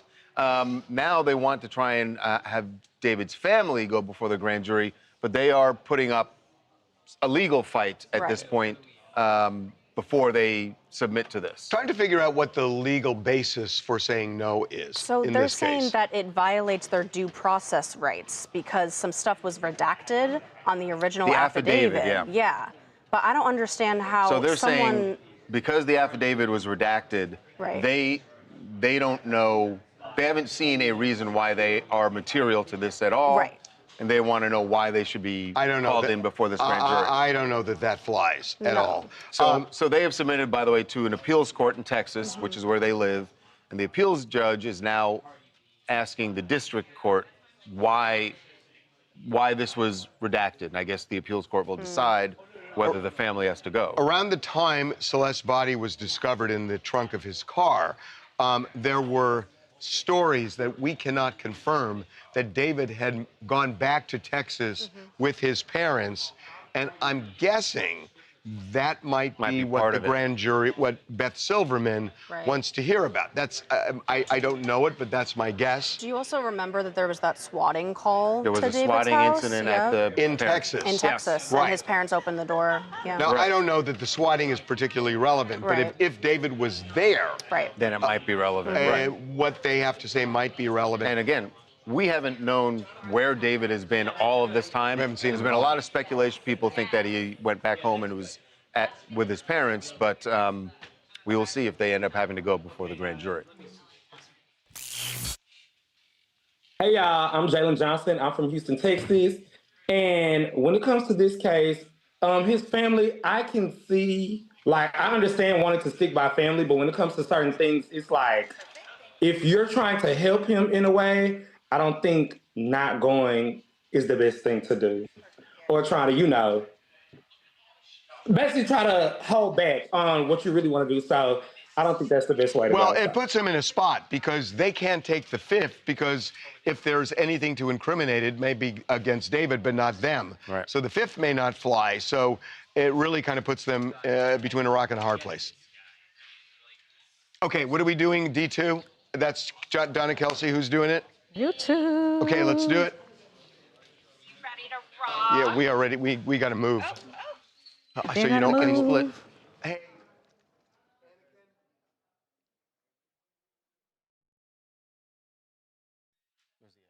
I don't know. Anakin. Okay, let's go.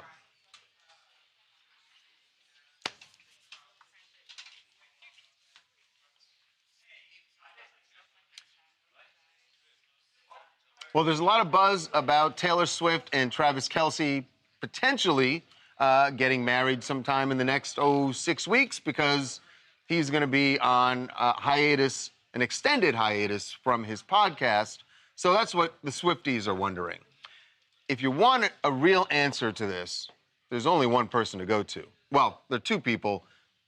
So far, Travis and Taylor are not responding to our requests for an interview, but we got the next best thing. Who? We got Travis's mom. Well, Travis's mom isn't going to talk. Donna Kelsey? She's not going to talk. She's not going to talk. Yes, she did. We got her at LAX, and she had a lot to say about the upcoming wedding. She didn't say when it's going to be. Charlie got a lot. But we got a lot. He got a lot. Are there any other reality shows you'd think you'd be good at? Like, you know... I'm just not a reality star. Survivor? Like... Oh, no.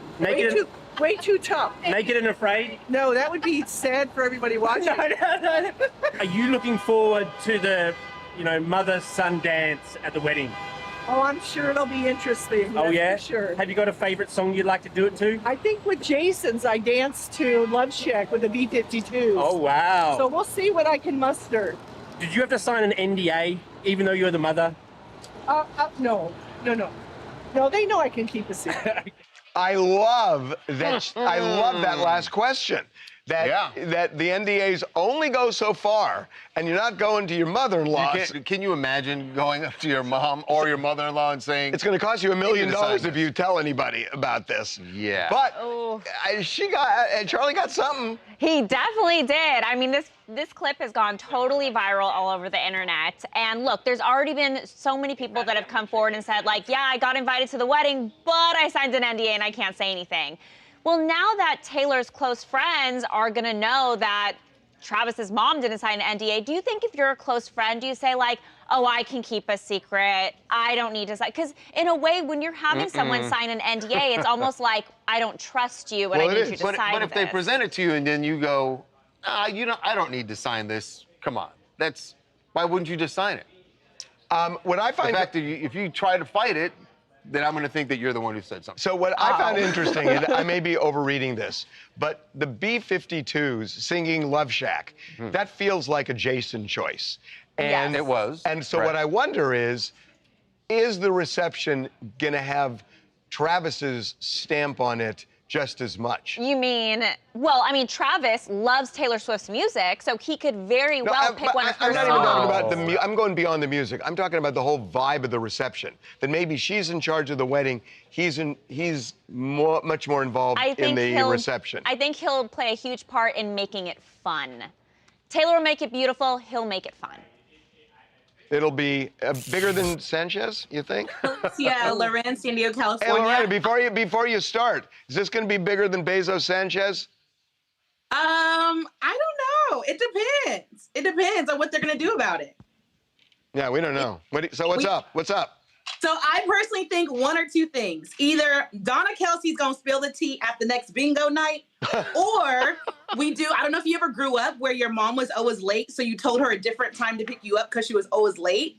I think they have possibly been like, hey, Mom, come to dinner, dress up, let's do a little practice rehearsal. Bam, it's the wedding. Yeah. And she doesn't even know. I think they're going to do a little switcheroo where she probably thinks she knows the wedding date. That makes it sound like they don't trust her. I mean, do you trust your mom with your deepest secrets? Of course. Sure. Absolutely. You do. Hey, just curious. You know anything about this trick about people being habitually late? Know anything about that? I know you did not just do that. I know you did not just do that. Wow. Someone feeling bold today. Okay. Watch your back. Excuse me. Okay. Oh, God. Stop combing the chat for. Where did he go? Where are we going? And where'd my phone go? Your phone is. You left it somewhere. There it is. Oh. What are we doing now? Backstreet?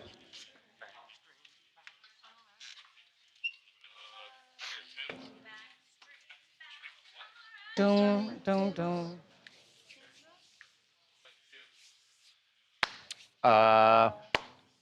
Chop chop wiki wiki 1205, 1206.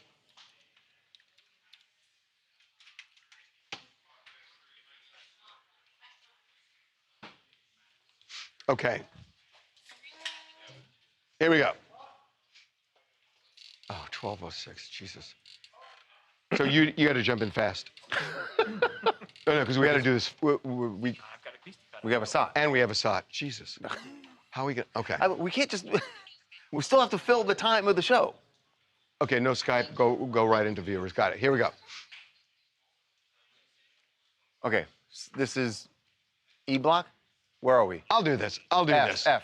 I'll do No, this. no. I got something. Okay. All right. BB is the key to getting in the Super Bowl halftime show because we had Bad Bunny. Now we may have Backstreet Boys. Yes. At least if the Backstreet Boys have anything to say. Big announcement about the next Super Bowl halftime show from the Backstreet Boys. Their announcement is they want to do the halftime show. Here's what they said last night at their show at the Sphere. What do you guys think? Backstreet Boys 2027 Super Bowl halftime. Let's make it happen then. I mean, you know, why not, right? Why not? It's in LA, it's right down the street. Let's go. It's like he's in the WWE. The way he did that is literally like a star wrestler. Yeah, well, they want it that way. Yeah. They do. Yeah. They'd be good for it. They've got. I mean, they would be deep good. catalog of hits, good performers. They would be great. They would be great. The kind of act that they've been doing. They haven't been doing sort of the legacy acts. But they'd be great. But they have them do it with BTS. Like this generation's boy band, that generation's boy band. That would be a showstopper. That would work. Yeah. That would really work. And sticks with your B thing that It still does stick with the your B thing. motif. BTS. No, it does. But then who's the headliner? BTS. Yeah. Oh, BTS. Yeah. Would they? In fact, you start with BTS and then surprise. But guest Backstreet is Boys coming out and doing Boys. I Want It That Way would be the highlight. Yes. Okay. What else you guys want to talk about? Oh, fuck. Okay, here we go. Okay, it is that time of the week, folks. Your favorite time, Tim is here with his rejects. All right, so what's up, guys? Have you guys ever tried to take a soccer ball and try to kick the crossbar of Like a field goal yesterday. post? Actually, yes, I have. Okay, Yeah. it's pretty hard, I would say, right? That was not successful. Okay, well, check out this guy. He's pretty good. So he's kicking the ball, the soccer ball. He's hitting the crossbar, and yet he is trying to hit the crossbar. So he gets a double dose of that one. And Wow. he's got multiple balls there. Okay, this is He impressive. keeps hitting the crossbar. How does he do Very that? impressive. And then he's got one more here.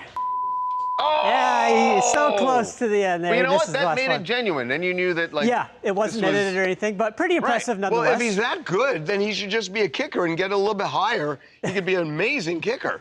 That is true. Seahawks don't need him, but You know, the balls are different. nonetheless. Anyway, next. All right, so whenever you live with roommates or people, sometimes leftovers become a problem. You know, someone eats someone else's leftovers and whatnot. Well, I think you guys might like this. So Here comes it's a a solution that is gonna be ridiculous. It's a pizza box. It's got a false bottom, so it looks like one slice of pizza's left there, and underneath the rest of have the to food hide there, your yeah, you hide the leftovers? food Oh with my the false God, bottom. I that mean, it's is pretty good just- because then when you look at the pizza, it looks like there's only one That piece is left. as brilliant as it is ridiculous. Wow. I mean, okay, last one. We Okay, got a so, really dumb roommate. Wow. when was the last time you've gone skydiving? Never. Never. Okay. Well, check this out. This is pretty cool. So this guy, two guys here, taking a jet ski, skydiving. The jet ski you're jet down ski with. off with the parachute. Two Oh, guys and then jump they off jet ski. after, right? And Oh, wow. he lands on the jet ski Honestly, after. these Red Bull guys Yeah. they got to be stopped. That's this is I mean, it's pretty cool. It's That is wild. Yeah. Oh my yeah, God. pretty cool. So That's nuts. Yeah. That's a good one, Tim. Thank All you. right. See ya. Nice. That's a good one. Pretty good day.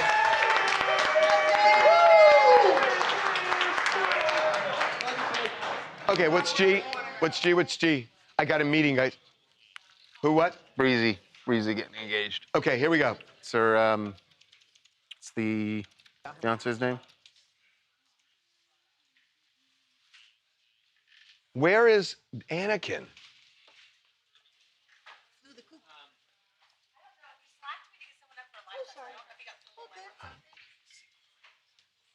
The headlines and then We ain't gonna do that today. It took too long. no headlines. Can somebody find Anakin? Okay. Okay, here we go.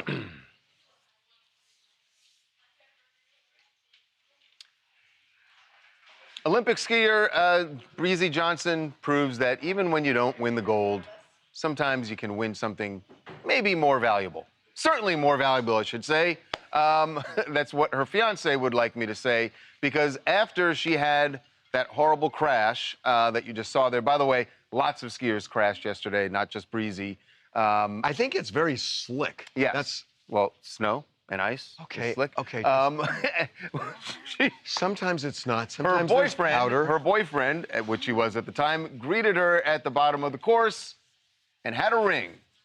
And so now he is her fiance because she said yes. She got, I don't know what it looks like, silver. It could be white gold, I guess. So here's what would be awesome if he said to her, you know, I know you wiped out and you didn't win anything. I but felt I've bad got for you. I feel bad for you, so I have a consolation I don't know if prize. feeling bad. I don't know if consolation prize is the most romantic way to sell it. And by the way, remember, she already has a gold medal that she won earlier in the Olympics. So she got gold and silver. Yes, she's doing really well. Congrats to them both. Okay, we'll see you tomorrow. As soon as I ate the hey, Pop-Tart. Do you... I apologize, guys. I got to scoot. You got to go. He's got a scoop. Show?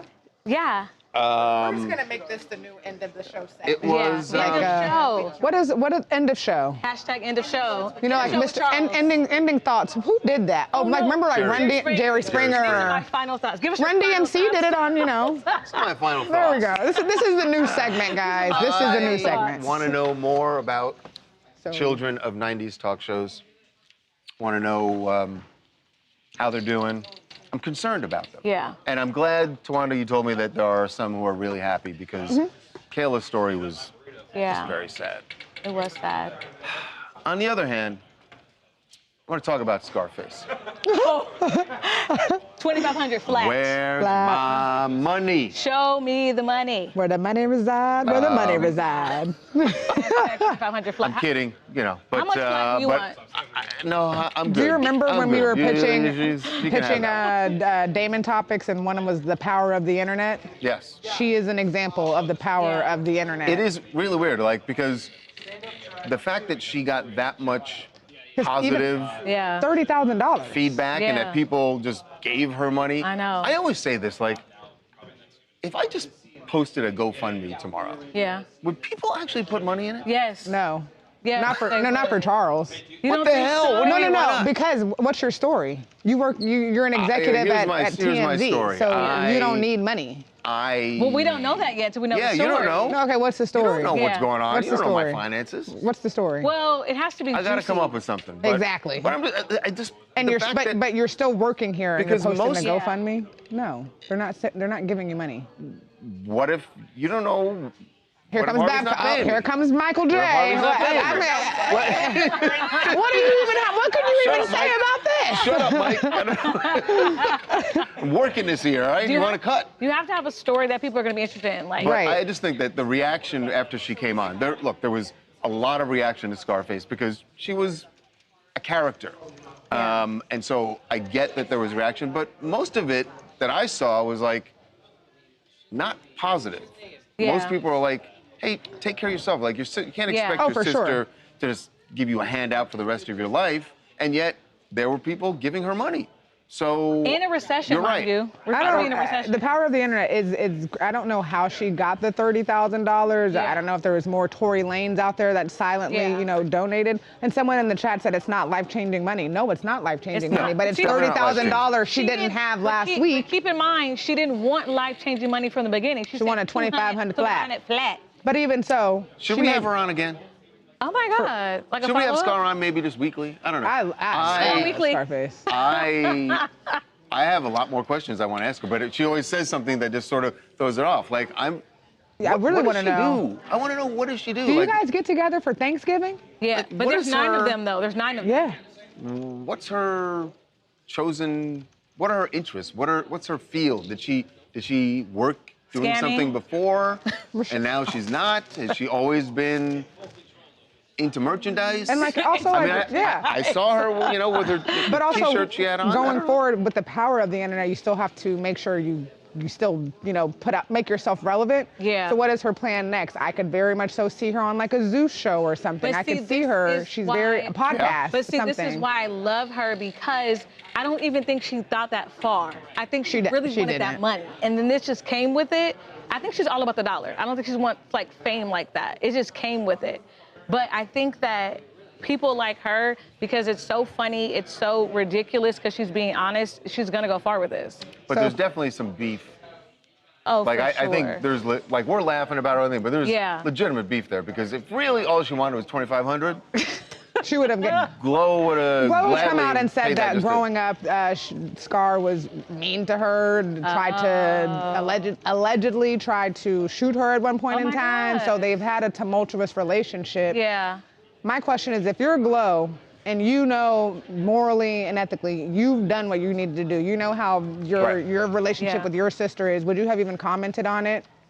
Would you have said anything? Would you have gone on the live and called your parents to do all the things that she did to prove? It is interesting that she's chose to respond at all. Go out of her way, and she ignored it for a couple of days. She ignored it for a while. Making fun of her. She put the little money on her arm. Trolling her, So would you have even said anything, or you just let someone Honestly, like Scar we need to hear Glow's side. Glow, we need Glow on TMZ Live. Here's the thing. Follow up. I'm not gonna lie to you. Like, yes, I'm doing okay for myself. But I have a dog at home. That's right. Who is eating a lot of books. Put the sad music over this. And he was smart, but I feel like maybe he's eating some things that are starting to not sit well. Oh, not sit well with him, and maybe he's having some mental issues, and I just need help. Special to needs? Save my dog. Yeah. Special and needs? Therefore, I know this is a difficult time, but I'm asking anyone out there just to give anything you can. Any little bit helps. Hobbs needs it. Aww. And I thank you for even reading this far. Yeah. Please. We'll drop the link in the give chat. what you can. Hashtag help for Hobbs. Now, if I posted some nonsense like that, you would get money. Somehow, if I got like $10, I would be shocked. Yeah. But you're right. That's the internet. It's like Black Beauty said, "I got you, Charles." People. That's it. Of course she does. That's the internet. It's like I see. Who's the one? What was the one? Oh Dr. my Pepper. God. It was years and years ago. Someone. There was a GoFundMe for a pizza delivery guy who didn't get a tip or something like that. Yeah. I was like, what? Remember the guy, the Burger King guy that had worked 15 years and had only gotten the. Oh. What is yapping? What is yapping? We're just yapping. What is yapping? People are very supportive. We're wrapping it up. We're wrapping it up. Wait, okay? Charles, someone said 25 cent flat. They're sending to you 25 cent flat. 25 cent. Other people are supportive. 25 cent flat. People are telling. I mean, I was making that all, guys. But people want to help. They were asking for your Cash App link. Yeah, where do we donate? They were asking for your Cash App link. Change this to or your GoFundMe link. I'm sorry, your GoFundMe link. Yeah, let's put it in here. I don't need anything. It's just making the point. Can I have $20? Pay for lunch. Is that a Pay for no? lunch. Boy, Tawana is always there with them. She's just like, Tawana is Closed is mouths like don't get fed. Yeah. Tawana That's just true. will Ask for always what just you go, want. well, maybe could I get something? Like, Yeah. So is that a no We on the want to help $20? That's a no. jobs and then help Wanda. Well, we're gonna close I'm down still now, gonna. guys. I'm so sad. Jamie's leaving back to New York on Friday, Oh my and God, we Jamie gotta is do like my Jamie. work dad, so he'll always buy me lunch. I don't think the new news director is gonna be buying me lunch on a regular basis. We want to say bye to unfortunately. Jamie on TMZ Live. This is Jamie's last tomorrow. And we're all gonna wear leather jackets in solidarity tomorrow for Jamie. Everybody wear your leather jacket. I'm gonna wear a leather jacket gonna with cry. a sweater and my collar shirt over in solidarity. Aren't you gonna cry too? Oh my God. Shut up, Cameron. See that, Jackie? If you guys see anything related to the Epstein files, right here. Good night. Oh, goodbye, guys. Thanks. See you guys tomorrow. We'll see you guys. Stories on our website. Crack about the Epstein files, guys. Not him personally. I don't know. Well,